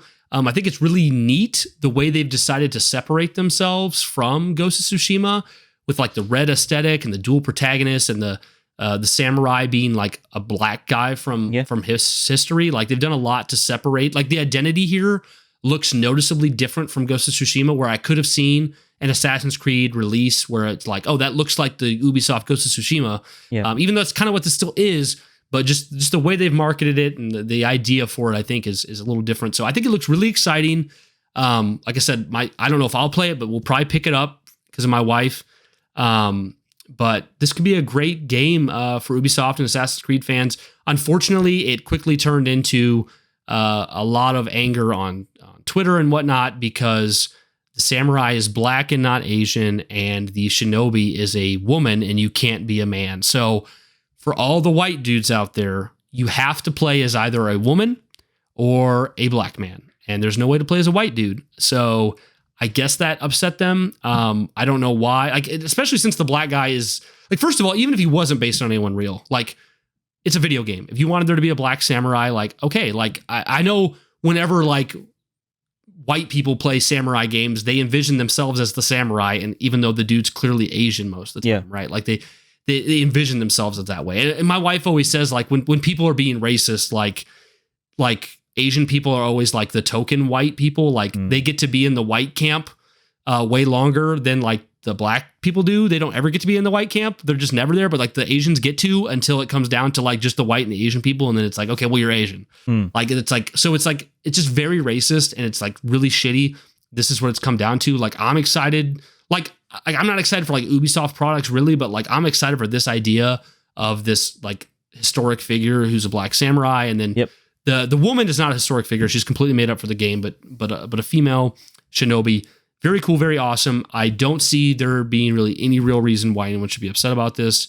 I think this is going to be huge. I'm thinking It's going to sell a lot of copies, Joe. What are your thoughts on this? You are the resident Assassin's Creed fan of the show. So yeah. So like, I kind of want to briefly get into my history with Assassin's Creed here. So like, yeah, go for it. Go for it, man. The first one obviously was my first experience with the series was Assassin's Creed 1. Loved it. And I loved it that much at the time that like I think I played like two or three times when I was younger. Obviously, as I've aged and I've played it and I've seen more gameplay on it, it's kind of become the game that I recognize as a proof of concept game that was obviously made to kind of usurp the mantle of Prince of Persia, because they didn't want to pay the rights to the book holder anymore for that license. And that's why that series has faded out massively under Ubisoft, and Assassin's Creed has taken it's a whole new series basically, and it was them just kind of playing around with various mechanics and storylines and the sort of sci-fi alternate history that was going on and all that stuff. So it was great. And then when 2 Brotherhood and Revelations came around, it was like, oh my fucking god, this is another world. At the time, this was the point when Ubisoft and like once 3, 4, obviously 3 was a bit rocky, but 4 we'll end at 4. That era was kind of the point when it was like, oh my god, like Ubisoft have found literal gold here. They have found a golden nugget, and they should latch onto this as much as they can. And they did. They latched onto it a long time. Most people would say, well, at the time, especially when the games were coming out in, contemporaneously, a lot of people would have critiqued it, and there was a lot of critique at the time for the combat at the time being very boring, not innovative enough, samey all the way through. It was basically like counter kill, counter kill, counter kill, counter kill. Obviously, they've changed that now. It's become more RPG-like. You had Origins and stuff. Obviously we've skipped a couple of things ahead, but even before Origins, you had like Unity and Syndicate playing with RPG mechanics and stuff and building your character more based on levels and stuff like that and health bars and stats. And then Origins came out, which was like the first true, like, to form as close as they could get to an RPG. And then Odyssey, which was even more. But as this kind of went on, it kind of became a lot of bloat. There was a lot of content in the world. The narrative had less focus. It was more about the cookie cutter Ubisoft style that was pioneered with Far Cry 3, like obviously synchronizing with towers still just like in the old games, but also just like a crap ton of side content that just didn't need to, necessarily be there, and a serious like boatload of like map space, and it just became too much for a lot of people. You're looking at hundreds of hour content, and the same with Valhalla.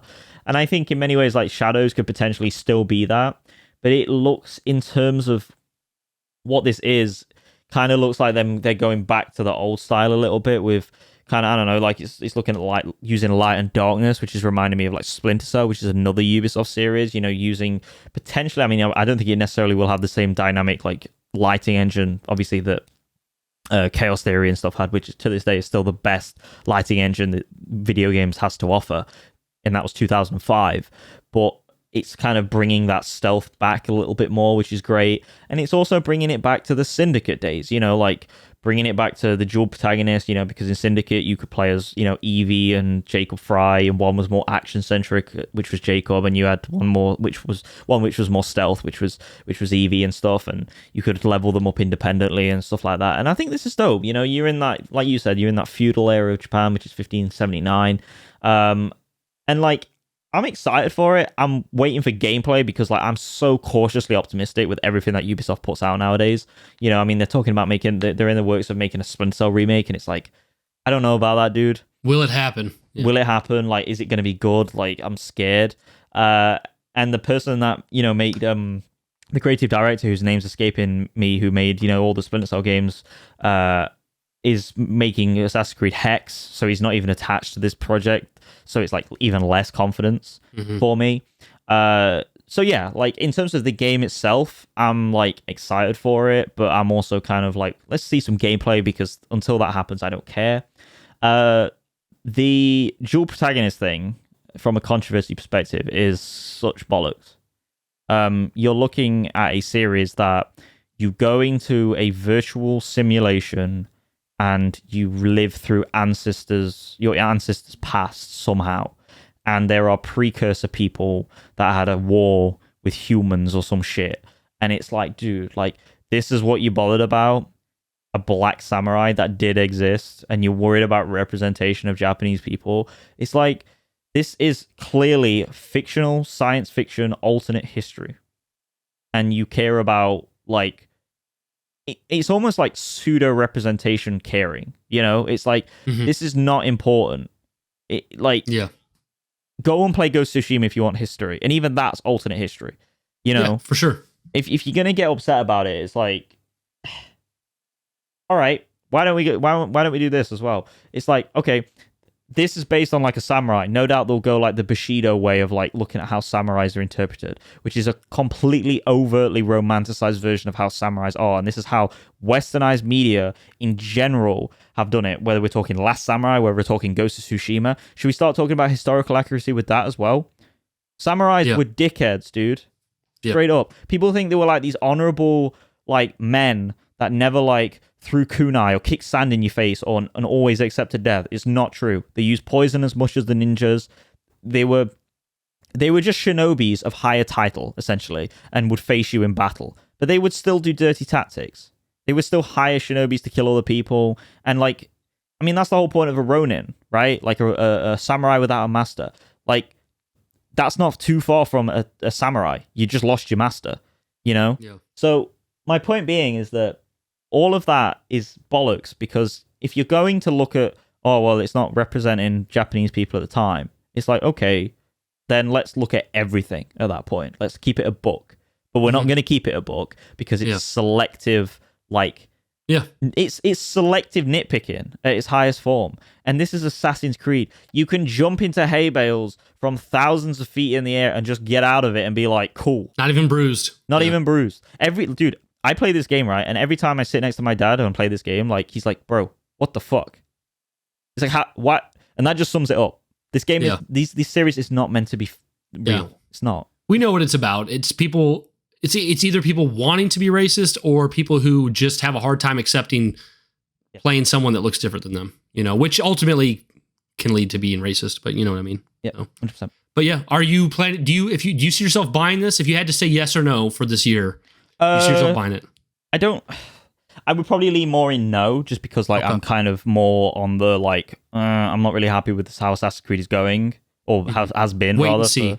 And since this is the thing, like I've probably got more chance of buying Mirage because it's more traditional Assassin's Creed over what they've been doing with Assassin's Creed and this RPG like stuff, and this is going to be an RPG, so it's kind of like, but I can see myself getting it. Just I don't know yet, dude. You have the interest, but you got to wait and see. Yeah. Okay, cool. Yeah, it looks awesome, and we'll see if I can report back with Erica's opinion on it at the very least. It's kind of like Hogwarts Legacy. Like, we got Hogwarts Legacy. I played 5 minutes. I was like, this game ain't for me. And then Erica 100%ed it. So yeah, nice. Okay, so that is it for our news articles. We had a lot to tackle there. Let's see what happens when we get a few days behind, Joe. It's crazy. But yeah, so let's get into what we're playing. And I'll start off with this one, Joe. I'm going to let you go first. You and I both enjoyed our time with Elden Ring. Elden Ring's what I've been playing, primarily Elden Ring. So last week I said I was playing Fallout 4 and I tried the Stellar Blade demo. I have been so back and forth the whole last week on if I want to plop down $70 or not for Stellar Blade. I played the whole demo again, a second time, because I just really like Stellar Blade. Like, I think I really want to buy it. It's just a lot of money when I have other games I can play. And you've just not 100% sure. $1,500 TV. Yeah, I did. But I really am like into Stellar Blade, but I just haven't been able to be pushed over the edge yet. So I've kind of put that in the back burner after playing the demo twice. I feel done with Fallout 4. It's a great game. I have more appreciation for it now, but 30 hours is about all I could put in again before I was just lost interest. So that's behind me. And I was like, okay, I'm gonna get ready for Elden Ring and get prepared for the new DLC coming out in a month. But before I get more into what I'm doing and what I've been playing with Elden Ring, I know when Elden Ring came out, Joe and I both got it. We both liked it, both appreciated it, thought it was a great game, but it didn't hit for us the same way that like a Bloodborne or a Sekiro would have hit. So I'm going to go over to you first, Joe. What do you think Elden Ring lacked for you? What held it back? It's weird because it's not necessarily like holding it back. Like, I would genuinely give that game objectively a 10 out of 10. I think for all intents and purposes, that game deserves that credit. It's industry defining. But I think subjectively, I'll probably give it a 9. and this is what I'm saying. Like, it's still an outstanding still game pretty for me. high for you. Yeah. It's one of those things where, like, you know, when we talk about the greatest games of all time, like, oftentimes we focus on, like, it's kind of like how we talk about Microsoft in many ways. Like, we talk about Microsoft's like negatives more than we do their positives, but that's just because we're pretty confident in what their positives are. And the same kind of concept in this discussion goes for what Elden Ring is. Like, Elden Ring is like amazing bosses, combat, all that music. Like, the RPG elements is unreal. Like, it's the most like well balanced of their games, in my opinion. Their RPG games, aside from Sekiro, obviously, that they've ever made, in my opinion. Like, because and that's crazy considering how large that game is, you know, like, and how many different enemy types there are and stuff, and all the builds and stuff. It's like the most well balanced. Obviously, they had to patch things and balance things, like with the builds and stuff, like the bleed build and stuff. But yeah, the game, like, Too Long Don't Read is, the game is like just banging. Like, it's amazing. It's outstanding. My problem, well, not necessarily a problem, but my sort of like, I don't know, like, hypercritical nitpick with Elden Ring, because I hold FromSoft at such an S+ tier standard of studio, is it's just a bigger Dark Souls in many ways for me. And I feel like it's not necessarily poorly paced. It's more that, like, a lot of the content, in my opinion, falls on deaf ears, and there's too many dungeons that are similar, and there's too many mini bosses and side bosses and stuff that's similar. And that's kind of where I stand with it. So yeah. Yeah, I think I might actually have a problem with the pacing. Okay. Because I think for me, like, the game is so huge. Yep. And, like, for instance, when you can, I mean, okay, let's take a step back here. This is a Soulsborne game. You can beat this game at level 1 naked with a Guitar Hero controller if you're good enough. Yeah. So I understand that. But for broadly speaking, for your average Joe, you should be like a level 150 when you beat this game the first time. Yeah. When you beat like a Bloodborne or a Dark Souls, what do you need to be? Like maybe 70? Yeah. Maybe not even? Yeah. So I feel like for as amazing as From Software is and how amazing their games are, like, I play Elden Ring and I'm like, Bloodborne, Sekiro, Dark Souls 1. For me, Demon Souls, that might be a hot take. I feel like they're just like better paced, and they're like, they're so pure. Yep. It's like, here's a first run 20-hour experience that once you beat it and understand it, your second run could be 5 hours. Sure. And it's just beautiful, and it's just so well designed and tightly tuned. It's kind of like Resident Evil 4 Remake, like we were talking about. Like, you can just gamify the heck out of it and have fun with it. And Elden Ring seems to be From Software looking at the industry and looking at the open world games and them saying, hold my beer, I think we can do it better. Yeah. And they say hold my beer, and they end up doing a great job, but it still seems at the detriment to me of the core experience that Soulsborne had, right? Yep. Like, they're doing an amazing job. It's one of the best open world games. They're killing it, but I'm like, your game still could have been better if it wasn't this giant, exhaustive open world game with repeated dungeons, repeated bosses, traveling over this giant world. Like, if you took the exact same Elden Ring that we got and made it more focused, it might not have had the appeal culturally or the praise culturally, but I think it would have been better. Yeah. I also think that, like, once you get into the back half, or maybe the last third, the bosses, they just kind of boss rush you with bosses, and like none of them are my favorite bosses in the series. I'm not saying they're bad, but like, they don't touch like the best from Bloodborne or Dark Souls or Sekiro. They're just, it's like, here's the gauntlet at the end, and like, it's all this golden Godric stuff, and it's like, it's cool, but it's like, so I feel like it's like Elden Ring is this amazing product, and like Joe said, probably a 10 out of 10, maybe a 9 out of 10 personally. But it is them watering down a bit of what they had before to make it open world and to appeal to this new audience. You know, they're also introducing the Ashes of War and the summons, and there's just like, there's so much there that it's like Bloodborne to me, Bloodborne's my favorite. Bloodborne to me is like this perfect, tightly tuned 10 out of 10 experience, amazing aesthetics, story, music, combat options, God tier, right? It's like them taking like that God tier 10 out of 10, like Bloodborne type experience, or Sekiro, whatever you want to say, and just watering it down, padding it out a bit. And it ultimately gives a different experience and maybe appeals to a wider audience, but it does water it down a bit. It makes it not as good. So that's what I feel like with Elden Ring. And that's what I felt like when I played it the first time. Yeah. When I beat Elden Ring the first time, I was so ready to be done with it because I was like, I put like 100 hours into this thing. Yeah. Like I'm a level 160 some character. There's been so many dungeons, so many bosses. I've been to so many different places.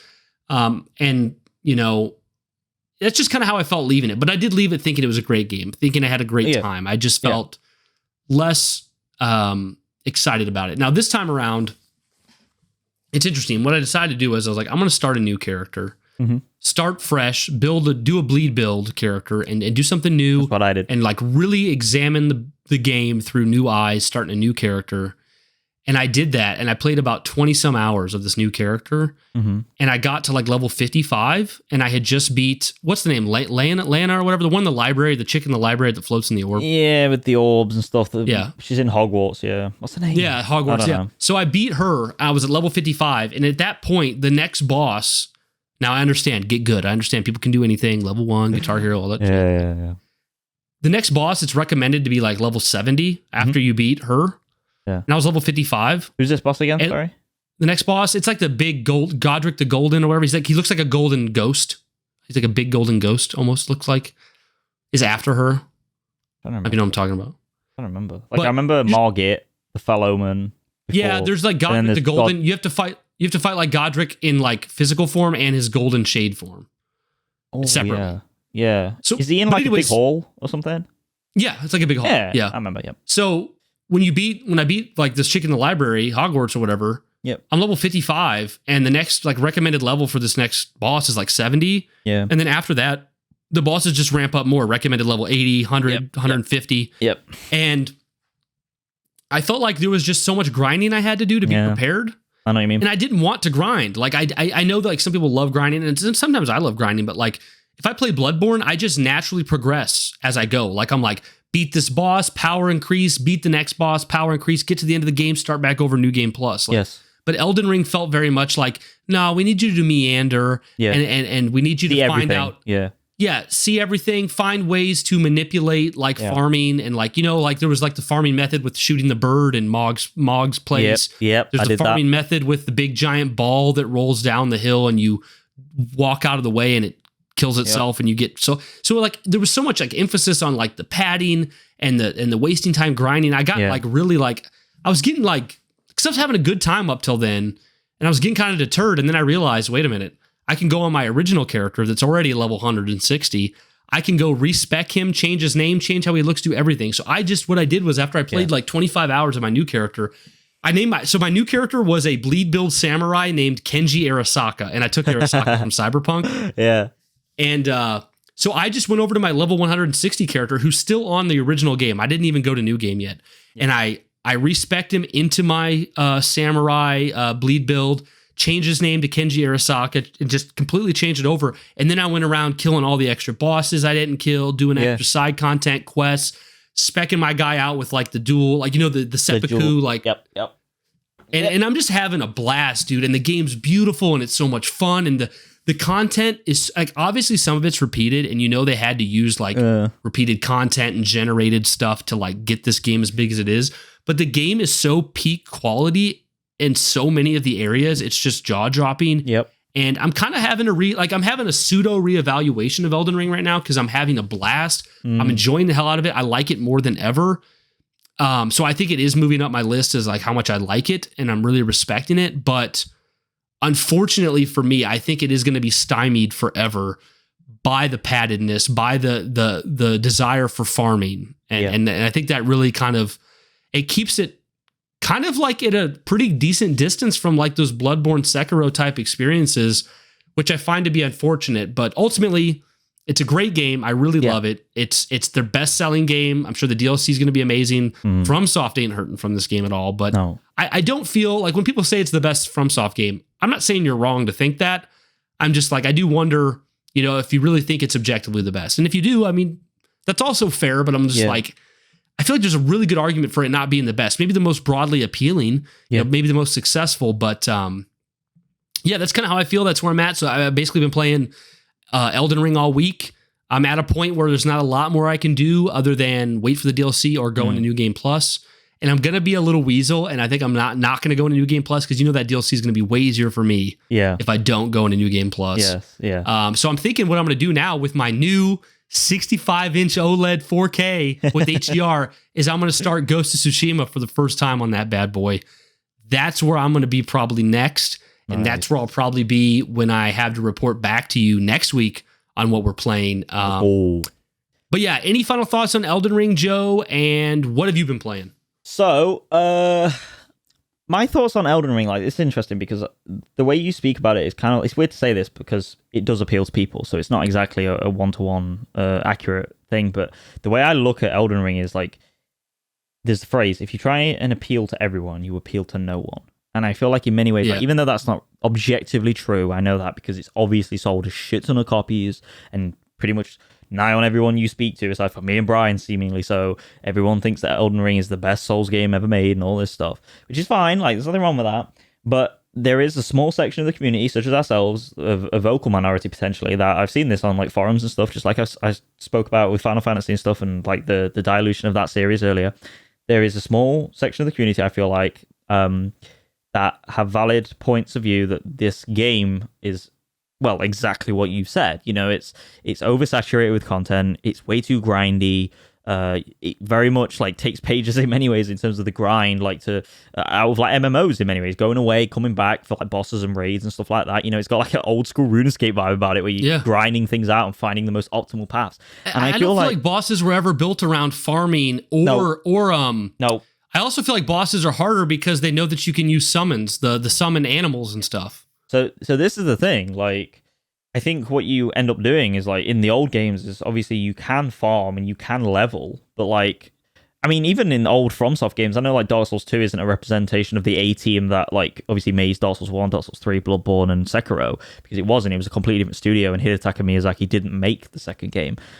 He oversaw it as far as I'm aware, and he kept checking on it, but he didn't make it. And even that game, like, if you started farming enemies in that game, it despawned them in the original release. Before Scholar of the First Sin. Yep, and even, I remember that. Yeah, and even though like that's, in my opinion, wasn't a good thing to do, in my opinion, like Dark Souls, even like that kind of blueprint in many ways was set up from the original team in many ways, in the sense that like they just kind of want you to experience this game like as one artistic fluid vision, that you go from, like, it's a very linear game, like you go from one thing to another, and the difficulty in many ways, like obviously much to its detriment in terms of keeping people on, was in the fact that you had to go through and kind of figure out this enemy and kind of hit your head against the wall, this proverbial wall, over and over again until that wall fell down. And with Elden Ring, you don't necessarily have that, because like, even though, yes, you can keep hitting your head against Margit the Fell Omen and see if you can knock his wall down and then like obviously get into the castle, there isn't really a incentive to do that. The incentive is to bugger off over there and find... Which changes the dynamic of the game. It changes the dynamic of the game completely. And wow, that's great. That appeals more to that Ubisoft crowd, that casual market in many ways. And for that reason, I think that's one of the reasons why Elden Ring sold so much, because like, not only is on the surface from a marketing standpoint this world absolutely phenomenal, it does like a really weird thing where like the game backs that up and reinforces it. It's not like just a surface level thing where it's like, oh, well, you can go and do all this stuff, but it doesn't actually bleed into the main narrative and doesn't bleed into the main linearity design of the game. It does. Because, like, like when you play like Assassin's Creed, well, not necessarily Assassin's Creed, but like Far Cry and stuff, right? Like Ubisoft, like traditional Ubisoft games.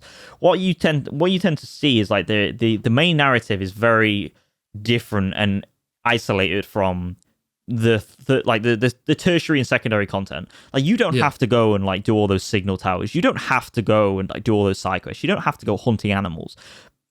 But like, you have to do the main story, and you can do the main story and mainline it fine. There's no problem. Whereas like Elden Ring, you can do the main story on its own, but it's so tethered to that open world that if you don't do that open world, you're gonna really struggle. Because I remember I got to Margit the Fell Omen, and I had to go away, because at that point when I got to Margit the Fell Omen, in any other game I would have a build sorted and I could kind of get through this main boss by my mechanical skill. Not how this is designed. And even though I could have done it if I tried hard enough, I realized very quickly I don't have a dedicated build right now. I'm kind of like teetering between dex and strength. I'm going to go over here into the swamps, because like if you literally fight Margit over to the right, you can see the swamps pretty much. Like, and that's where Hogwarts is and all that stuff. Yeah. And you can go and farm all that stuff. And like, that's what I started to realize very quickly with Elden Ring. And I started to realize, like, I don't need to keep bashing my head against this proverbial wall. I can just go and come back. And when I came back to Margit, I'm not kidding, I made him look like a fucking idiot, dude. Yeah. Like, he was the easiest boss in the world. I literally was just like, dude, what are you fucking doing most of the time? I was just like, that's just not how Souls usually is. Exactly. And it was, I get what you're saying when and this is exactly my problem with the game. It's not necessarily, like I said, it's not a problem. It's just like, it's just not to my taste. And it even goes to the extent of me getting the platinum. When I play Souls games, normally when I play the platinum, what you can do is you can scum save the ending. You can take your save from the just before the end of the game, as long as you've like checked all the requirements for the optional endings, right? You can take your save and you can put it on a USB stick. Like, and then what happens then is you can keep putting the USB stick in every time, and you can keep getting the trophies over and over again, and keep just replaying that ending. Yeah. I normally don't do that. Like, that's how they recommend it on like Power Picks and PSN trophies and stuff like that. But I don't normally do that because I really want to play all the game. I love them that much. Like, I adore those games. So like Sekiro, I played all the endings, like over and over again. I must have played that game like 5-6 times, something like that. Like, just for the sake of it. Elden Ring, nope. You think I'm going to play like 90 to 100 hours? Because that was my playtime. You think I'm going to play 90 to 100 hours of this game? No, I'm just going to take that. I'm going to take that save, and I'm just going to keep redoing the same thing. Because, like, here's the thing. I've done all the content. Yeah. So, like, I've checked all the boxes for the endings. Like, that's it. I don't want to run through this again, doing all the checkboxes for the ending. It's not really designed to be run through like that. I mean, it is in some sense, but not the same. No. In many ways, Elden Ring is a one-and-done experience, and it's perfect for that. But it also, in my opinion, it's kind of detrimental to the Souls formula because of that as well. So I know what you're saying. So yeah. I think we're on the same page, and I think we described very well why we feel the way we do. Yeah, 100%. But in terms of what I've been playing, it's Resident Evil 4 Separate Ways DLC. Which is the DLC, the one and only DLC for Resident Evil 4 Remake. Yeah, which basically, as Brian knows, repackages a lot of the content from the original Resident Evil 4 and like adds new things and blends it into its own little consolidated story that runs parallel to Leon's journey in Resident Evil 4 from the perspective of Ada Wong. And it's great. It's great, dude. I love it. I love how tight it is, how simplistic it is, how short it is as well. Like, I appreciate it. It was only like $7.99. It's like a perfect companion piece to the regular game. Yeah, and in many ways, like everything I've said about Resident Evil 4 on the previous episode and how good that is kind of applies to the Separate Ways. Yeah. It's not like, and we tweeted about this, Wes tweeted about this on the social media for us, like, it is not, and he quoted me in this in many ways, like, it's not a reinventive DLC at all, and it doesn't need to be, but it's great. And it's very worth your time. Yeah, $10, £7.99, pounds. Yeah, $7. And if you get the, I don't know what they called it, if it's Game of the Year or Complete Edition they have now for sale, you do get this included. Oh, nice. There you go. Yeah. So, yeah, I definitely recommend it. I can't remember, does it? It doesn't do any new enemies aside from obviously like bosses and stuff. It does the new like grappling mechanic. But it has the new grappling mechanic, which isn't like obviously a freeform thing like I don't know, like a Halo Infinite or whatever, or a Doom Eternal, but it has like set uses to it, and it allows you to like, I mean, one of the best things about it is it allows you to close the distance and like adds another level of like another level to the CQC in that game, right? So like Leon before, when you stun someone, you could like walk up to them and press X on your controller and you'd kick them or whatever. Yeah. Normally you'd like, or you could stab them with an R2, and that like obviously takes durability away from your knife, but you kill them, right? And they won't stand up. But Ada can stab them still and kick them when they're close. But if you're a distance away from them, you can like just go and like zoom in and like roundhouse kick them. And it's just great. Like little things like that just help massively. And it's a very streamlined version of the original game. I'm currently running through it to get like all the trophies. It hasn't got a platinum, but I'm currently running through to get all the trophies. And yeah, dude, it's a great time. I love Ada in it as well. Like people, she's so great. People think she's boring, and maybe she's not as charismatic as the original, which she isn't, I don't think, on paper. But I really like her character. Like, yeah, dude. Obviously, no, like the way I read Ada from a character perspective, in the way like her rendition is in Resident Evil 4 Remake, is that, and obviously the DLC is that she's very much how like a normal person probably would be in that situation, like a trained individual. Like she's very business. She's very like. Yeah. Like, this is what I do, and I'm used to this. So I'm going to treat this like a job. She's less of the corny Bond girl that she was in the first. Yeah, she's just getting shit done. And while, like, I can understand, like, from a character perspective, I can understand the critique that she's not very interesting. But I like it. I like it because, like, if you... Like, Leon's like Leon's for that in many ways, like in the remake. Like he's not as corny as he was in the original. No characters are, but like he has like his quips that he says. Yeah. And I feel like he fills that void. So by the time you get to Ada, I kind of like her, the fact that she's kind of chill. And it's not too like, because it doesn't last long, the experience, it doesn't meander. Yeah. She's in, she's out, she's done, bada bing, bada boom. Perfect DLC to a perfect game, dude. I mean, I remember playing, like I told you before, I remember playing this and I thought Joe's going to love this. And here you go, dude. Like how many platinums do you have? 25. You know? 25? Yeah. Guess how many I have, Joe? 0. Now, I have no interest in getting platinums, but man, I wonder what it'll be a monumental thing to bring up on the show if I ever get my first platinum, you know? Yeah. I wonder what it'll be. With that one. I don't know what it'll be, because like I love Final Fantasy 7 and I'm not going to get the platinums for those. Yeah. So it's like, and I don't want to get one of them platinums that's like download the game and press a button. Yeah, you don't want to get like an Astra's Playroom kind of. Yeah, so I don't know what my platinum would be. I'd have to get through. But there we go. Okay, Joe, I think what we're going to do, Joe and I are very dedicated to making this podcast go as long as possible and talking about all the things. But since we're going pretty long on this one, I think what we'll do is we'll combine our last two segments. So usually we're going to go into we have like a special segment after we talk about what we've been playing. And last week it was the PS4 Pro and the PlayStation Portal. This week it was going to be Joe talking about what would Sony Santa Monica make if it's not God of War? Yeah. Like all they've made is God of War. What are they going to make? So that we're still going to do that. But then the final thing before we get out of here was going to be kind of like a would you rather. So let's kind of just make that all in one kind of thing. And then we can kind of tell you guys where to find us and get out of here. We give you about a 3.5 hour episode. It's going to be pretty juicy for you. A lot bigger than the last one, which I'm pretty proud of, Joe. Yeah. Hell yeah. But yeah, so, and not to steal your thunder, Joe, but your question you wanted to bring to the table today was, if Sony Santa Monica was going to make another big AAA game to come out on the PlayStation that had nothing to do with God of War, what would it be? What should it be? What would you like it to be? And that was Joe's idea, so I'll kind of let you go first on where are you at, Joe? I got something in my mind a little bit. Yeah, well, it's interesting that I bring this conversation up because obviously we're talking, we had the news story on them bringing it to the PC and stuff like that, and I don't necessarily have an end goal with this. I don't necessarily have an answer to this question. Yeah, same actually. It's in many ways just kind of theory crafting, and in many ways putting it out there for you guys listening that maybe wants to chime in and put your opinions out there on what they should make. But obviously, we know that the Cory Barlog, who is involved obviously massively with programming God of War 1, and obviously God of War 2 with David Jaffe and stuff. And then he stepped down a little bit for God of War 3, but then obviously he helmed and he led God of War 2018, much to massive critical and commercial success. Praise. Yeah. But he stepped away a little bit for Ragnarok. He gave the directing role to Eric Williams, and he became a producer. And because of the reason that is because he's been making a new IP under Sony Santa Monica, kind of flying below the radar. And a lot of people wouldn't know about this if you didn't kind of, follow the news like we do and stuff like that. But essentially, like, Sony released a patent. This was February time, something like that. Was this the one that had a terrible title? Yeah. It's called Intergalactic, the Heretic Prophet.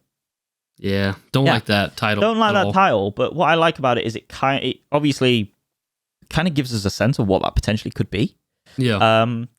So obviously people have speculated a lot that this is a deep space, obviously again intergalactic sci-fi RPG, and is it going to be kind of in the same vein as like a Halo game where you have, again, Heretic Prophet? Like, are you dealing with false sort of narratives, false religions, theocratic societies, stuff like that, spacefaring societies, spacefaring civilizations, races. And also, I'm interested to like kind of discuss what that would be, because we've just had a sci-fi game from their competitor, Starfield. And in many ways, like, that's kind of not hit like it should have, because in many ways it focused on the breadth rather than the depth of that world. And I'm kind of questioning whether Sony Santa Monica are potentially running the same muck in the sense that they could end up, sort of failing in the same areas. And this is a studio, like, this is the thing, right? Like, if they don't go this way, which they are doing, but hypothetically, if they didn't go this way, they carry on with God of War. We've been through, Santa Monica's history with God of War 1 all the way through till Ragnarok. And obviously they hit a massive, massive speed bump hurdle with Ascension, and it completely, basically almost derailed them completely off. And they was originally doing a sci-fi game then that got scrapped. That IP got scrapped, and then they started 2018. And we've known them as the God of War studio to this point. And my question to you, Brian, really is, with this knowledge of Intergalactic, the Heretic Prophet, what can they take potentially from God of War to this like this new sci-fi universe, if anything? Okay, so I have a really strong opinion that I could easily be wrong on, but I think it's well informed enough that you'll see why I take this opinion. Okay. Prior to God of War 2018, Sony only had one Naughty Dog, and that was Naughty Dog with The Last of Us / Uncharted. And surprisingly, against all odds, after releasing Ascension, which didn't do well at all, Sony Santa Monica stepped up to the plate and said, we're the next Naughty Dog. Yeah. And they put out God of War 2018. And then to make sure that it wasn't a one-off, they released God of War Ragnarok, which was also the Naughty Dog quality you would expect. So in my opinion, at Sony, you have two Naughty Dog quality studios, Naughty Dog and Sony Santa Monica. There's a lot of conversation if Insomniac is that third. For me, they're just a hair of a step down. Yeah. They're not there. Like they have different, their goals, ability to get out a lot of content quickly that's good. Yeah. The other two studios don't have. Yeah. But as far as rising to that level, it's like if Naughty Dog and Sony Santa Monica are S+ tier studios, Insomniac is like A+. It's like a whole letter grade down, but still amazing. Yes. And I think Sony, for better or worse, I think Sony Santa Monica have put themselves in a position where the expectation will be that Naughty Dog level game. And while that doesn't mean it has to be third person, I do think their next game will be a third person over the shoulder game. And I am likely to believe that it's going to be set in space to some degree because of what we've heard and the trademark that Joe just clarified. So what I think they have to do and what I think they will do is a strong AAA third person over the shoulder narrative game like God of War. And then what could separate them and make them stand out is, and I may say this and you might immediately correct me, but I'm like, have we seen that quality of a release, that type of Naughty Dog narrative type game ever, where it had a space setting? This could be the first, and that could make it really special. I don't think we've had one. Are we talking on the Sony platform, or are we talking in general? I'm talking about in general. I don't think Starfield is what I'm saying, by the way. I don't know if you're thinking about Starfield, but like I'm talking about AAA narrative, like could be a TV show. Like this could be the first of that kind of game that is set in space, and that could be a really unique thing for gaming and for PlayStation as a platform. That's really hard. I'm trying to think because like space games are like Dead Space, like space games are so difficult to do because like it's kind of like one step down from making a Superman game in many ways. It's like how do you like do that scale but also have that depth? I think that's the problem. You always have like a to and fro like tug of war going on with those. I don't think there is, like, in terms of like a Naughty Dog level narrative quality. Obviously, you have things like Mass Effect and stuff. Well, I'm thinking this would be not the scale. Like this whole entire game could take place in a base on the moon. Yeah. And the thing about like Dead Space is Dead Space is like horror, right? Like I'm asking, I'm saying AAA, not horror. Yeah. Kind of in that Last of Us God of War pocket. That's what I think this will be. But were you saying you thought maybe it'd be more of like a first-person shooter or something, or I don't know, because like I think when they were, how much emphasis they were placing on Atreus in God of War Ragnarok, in like those gameplay sections, I think they were like flexing how good their third-person shooting combat is, but also like I can see that translating massively into a very kinetic first-person shooter, and the reason why I believe that is because their first game in 2001 under Sony was Kinetica, which was a racing game. I remember that. And ever since then, they've been got the God of War studio alongside Ready at Dawn. Obviously, Ready at Dawn broke away and did like Order 1886 and stuff. Are they? I mean, it's a long shot, obviously, because it's so long ago. I mean, you're looking at 23 years, and further if you count development time. Are we looking at a potential like fast-paced first-person space shooter? I mean, it's possible. It's complete speculation. There's no founding. I think we're at least on the same page that it has to be at the bar of quality we expect from them and Naughty Dog, and it also is probably going to be in space. Yes. It's a hard thing to discuss in many ways because Sony, this is the thing, because like we can go back and forth, but like they've been the God of War studio for what?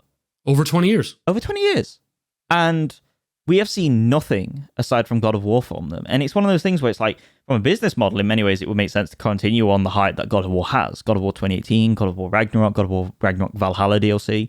Keep it going. Even do one on Atreus if you're really bold about it, even though a lot of people didn't like playing as Atreus. Yeah. But at the same time, like, are you going to run amok again and become Ascension 2, essentially? And especially after they made the really smart call to make, well, some people would say it's not a smart call. I know you and I would. God of War 2018 and Ragnarok, a duology. Yeah, duology done. Like, close the book. Yeah. You finished Kratos' arc in many ways. And what more is there to do? And the thing is like, a lot of people say, like, Ascension's problems was the gameplay and stuff. The narrative was as much fault as the gameplay to making that game, like, not very good. And people that have played it will know it's just not great. It feels useless in many ways. Like butter scraped over too much bread. Yes, exactly. Like we don't need it. So it's hard because so many people want more God of War, and I don't. And I'm the biggest fan of those games, as I've said previously. And I'm like, it's kind of like a Horizon thing in many ways. Even though I'm not a fan of that, it's like, whoa, like, can we just stop with the franchisation a little bit? Can we, again, Last of Us 2, same thing. Can we slow down a little bit and just appreciate what we have right now and actually carefully consider what we have on our plate and whether, like, we should end with a little bit of, like, fuel left in the tank, as Jerry Seinfeld always said. Yeah. But again, I don't necessarily have an answer to this. I would love to have an answer. Because it's, again, if this studio made other games, I would potentially be able to be like, okay, well, they can make this, they can make this, they can make that. But because they pretty much only made God of War as like one of the game, it's so difficult to see where their future lies. What's interesting? This isn't quite exactly the same, but it's the closest I can make. Bungie, they were known for Marathon, a space first-person shooter, Halo, a space first-person shooter. And when they finally broke off and it was like, what are they going to do? It was a space first-person shooter. Again. Now, they did do Myth, which was like a real-time strategy, and they did do Oni, which was like a sci-fi third-person game. But for the most part, Bungie has been known as a first-person sci-fi studio, and that's all they've done for over 20 years. So it is interesting, right? Because it's like that's where I kind of lean into, like, for honestly, like, Sony Santa Monica's big different thing kind of was God of War 2018. It was the same franchise, but it was clearly a fully different game and level of project for the team. 100%. So I think maybe we've already seen that. And, like, I'm of the opinion that what we're getting is going to be more of that over the shoulder, third person, what we've seen from them, but in a new setting. So really good points. But I think that's a good conversation on that. Okay. That was, there's a lot more I think we could say about that, especially in time as we start to get tidbits of what they're working on. Please. Joe, would you want to play? We did get a clip from a listener of the show and a friend of ours, Kyle. If you'd want to play his voice clip, I'd love to hear what he has to say. Yeah, I'll play it through the mic right now. Let's go. Here we go. Hello, Critical Frames. This is Kyle, our stranger in the night in the Discord. This is just a question for Brian and Joe. So we're looking at, has Microsoft let Sony be the one console to rule them all? I know Satya Nadella, hopefully I pronounced his name right, has always never liked the consoles. He always preferred PC, and with PC games always thriving, with Joe's massive big game PC. Does that mean that Xbox is now turned into a service machine? PlayStation now getting probably the games like Starfield and maybe even Halo in the next year or so, maybe 6 months down the line after the release, or even day one release. I still think that it should probably be 6 months to let Xbox have something. Just wondered what your thoughts are on that, and hope you're well. This is my daughter. It's her birthday today, and she's got something to say. Keep it critical. I think we got a new tagline. Did she say keep it critical? Keep it critical. I like that. How That's awesome awesome. is that? That's really cool. Thank you so much, dude. I really appreciate that, and thank you for voicing in. I think the TLDR short answer is that everything you said will happen, but it will be a slow rollout. That's what I think it'll be, because Microsoft learned the hard way when they tried to do a quick right turn into doing everything they wanted at once, which was the Xbox One launch in 2013. So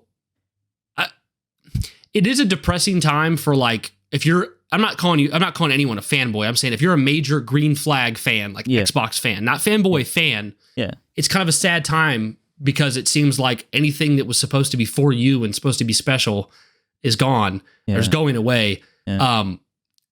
But I think it's going to be a slow rollout, and I don't think it's not necessarily like game over. It's just game pivoted to something different. And I think we're going to get, like, for instance, we're getting Hellblade 2 in a few days on the Xbox. That's going to have exclusivity on the console for at least 6 months, a year, 2 years. I don't know. And games like Indiana Jones that we know are coming, Avowed, I do think they'll come to Xbox consoles and not PlayStation, and there will be a amount of time until it comes there. So I do think there'll be at least. So we don't know for a fact that any of these games are coming to PlayStation, right? The writing seems to be on the wall, but we don't know for a fact that any of it's coming. Like, technically, the only thing we could say factually right now is that Hellblade 2 is a forever Xbox exclusive. That's all we know. It's unlikely that's going to be the case. But what I would say is it's going to be a slow rollout of Xbox gets it first, PlayStation gets it much later, kind of like the way you see PlayStation do now with their games to PC, like a year or two later, where it's past the relevancy. And then but the sad thing with Microsoft is that, like, we've seen what a game way past its relevancy can do when it goes to a PlayStation platform. It sells more than it ever sold on the Xbox platform. Look at Sea of Thieves, look at Hi-Fi Rush. So I think it'll be a slow rollout for now. I think we will get a next generation Xbox that'll be competing against the next generation PlayStation 6. But I think it'll be a constant slow rollout and pivoting to where the next Xbox will probably play a lot nicer with Sony. It may have Steam on it. It may allow Steam to be loaded on it. There may be a portable version of the console. There may be a heavier implementation of cloud. Like I said, these games that are coming to Xbox will start to come to PlayStation sooner and sooner. And I think the end game, which I don't know how soon it will happen, whether it's going to be 5 years or 12 years from now, the end game is Xbox is a major third-party publisher who puts out games on their own console and Nintendo and PC and PlayStation. They put them out everywhere. And the Xbox console business will become more of a, hey, you wanted a tablet, get a Surface. Then it will become, only play your games here, right? Like Xbox will be a giant third-party publisher with their own games, publishing and having a console, but the console will be less of a, we expect you to game here, and more of a, hey, if you want to play on our platform, here it is. So, I mean, I think like I said, to TLDR, answer your question, I do think all those, like, gloom and doom things are going to happen just very slowly over time. And I don't know how doom and gloom it will feel. Like, it's definitely doom and gloom feeling if you just love Xbox and wanted to have some semblance of specialness there. But I mean, the end goal is probably a more profitable Xbox than we've ever seen, because they'll have their games everywhere, and they'll be getting the fees, the licensing fees from those consoles, and there'll be microtransactions, and they'll be still selling. The thing is, here's the crazy thing is, like, the Xbox console sales are so low right now that it wouldn't shock me that if they became someone who just offered an optional box, that the sales wouldn't be much different, right? Because we're talking like 20, 25 million right now. So if the next generation, they serve the console up as more of a, hey, our games are everywhere, but this is a console if you want it. If they sold 15 million consoles, is it really that big of a deal? They lost an extra 5 million console sales to go full third party. Like the margin of growth from going third party will be astronomically higher than the loss of not selling those $5 million extra consoles. Not to mention, Xbox always sells their consoles at a loss, so it would actually only help them. So that's all I have to say, Joe. Over to you. Yeah, and all you had to say was like, fucking everything, eating and leaving no crumbs, brother. I keep doing that. I'm so sorry, Joe. I gotta stop. Well, this is the thing, right? Like, we're so in tune when it comes to like how, like, what we think about Xbox. Like, I feel like you're a little bit more like pro Xbox than me, or like more positive on Xbox. I just have my love runs so deep, and I know you have deep love for them, but it's very clouded. Yeah, it's very clouded. But like, I mean, all I'll say is like, I'm so happy I'm not an Xbox gamer. Like, yeah, it's sad, dude. It's like, and it's not like we're a PlayStation podcast and like laughing at this. Like, I own an Xbox Series X that I played like a day ago. Yeah. So. Yeah, it's weird, dude, because like I have my Series S right over there, and like, is like Xbox allowing their console to die, you know, to PlayStation's like infamy or success or whatever, like maybe, but like my part is I worry what their mid game is, you know, like their end game, I know what that is. Everyone knows what that is. It's full third party, full service, full homogenization of the industry. But my worry is that the mid game is going to fall through before they can get to the end game. And if you haven't built your bridge, like, you can't get to the other side of the valley, you know what I'm saying? Yeah, like, that's a good point. And I just worry, like, you know, we're seeing all these people like getting laid off, seeing all these studio closures, you know, happening, you know, okay, in Austin, faith in Xbox is plummeting. It is. You're talking about the limbo stage between now and the end game. Yeah, and it's just sad, dude, because I mean, like, I'm in the exact same place. Like, Brian does obviously Sacred Icon podcast with Joshi and stuff, and they did an episode State of Xbox ages ago, which is a great episode. I massively recommend it, and I voice clipped into that one just like you did, Kyle. And I literally said, like, I want them to fight a heavyweight again. I'm sick of them fighting lightweight and punching and trying to punch up because they can't do it, and I'm still there. That was what? When was that? A year ago, maybe, something like that. Yeah. Not getting anywhere. So yeah, like, everything you said, Brian, is absolutely bang on. Like, you took the words straight out of my mouth, and like, yeah, dude, it's sad. I'm tired of it. I just want them to win. Like, we want Xbox to succeed. There's no, like, this isn't like the thing where, like, me and Joe say on like video, we want Xbox to succeed, and then we turn off the mics and we go, fuck Xbox. No, like, we legitimately do, for two reasons. One, we'd like to buy them and play games on them. Yep. We would like to do that. And then two, Sony is going to be better. PlayStation's going to be better because Xbox is good. The more Xbox fails, the more Sony can get by with doing heinous bullshit. Yeah, 100%. And, you know, like, for what it's worth, like, the features and, like, just, like, let's look at a positive of Xbox right now. Like, the service and stuff, the feature set that provides, regardless of, like, the greater impact to the industry at wide, I adore. I think it's absolutely phenomenal from a customer standpoint. And if that's, like, how they want to go about their sort of service in the future, as long as they can make it, like, this is the thing, there's, like, a customer side of me, and then there's, like, kind of the business side of me in many ways, even though I'm not a business person. But you don't have to be to see the chinks in the armor for Microsoft here. You just have to be able to keep up with the industry and, like, actually, you know, critically analyze. But, like, the customer side of me is like, this is awesome. I love this. The gamer is like, this is great. You know, like, all these games and the backwards compatibility, and it's all, like, in one platform, one service, brilliant. But then there's the other side of me that's like, well, this is all just going to fall through. Like, this isn't sustainable. You can't be spending 150 million to put games on a service day one just because you can't make your own. Like, you know, that's almost the same price to say, you know, as a Last of Us or something.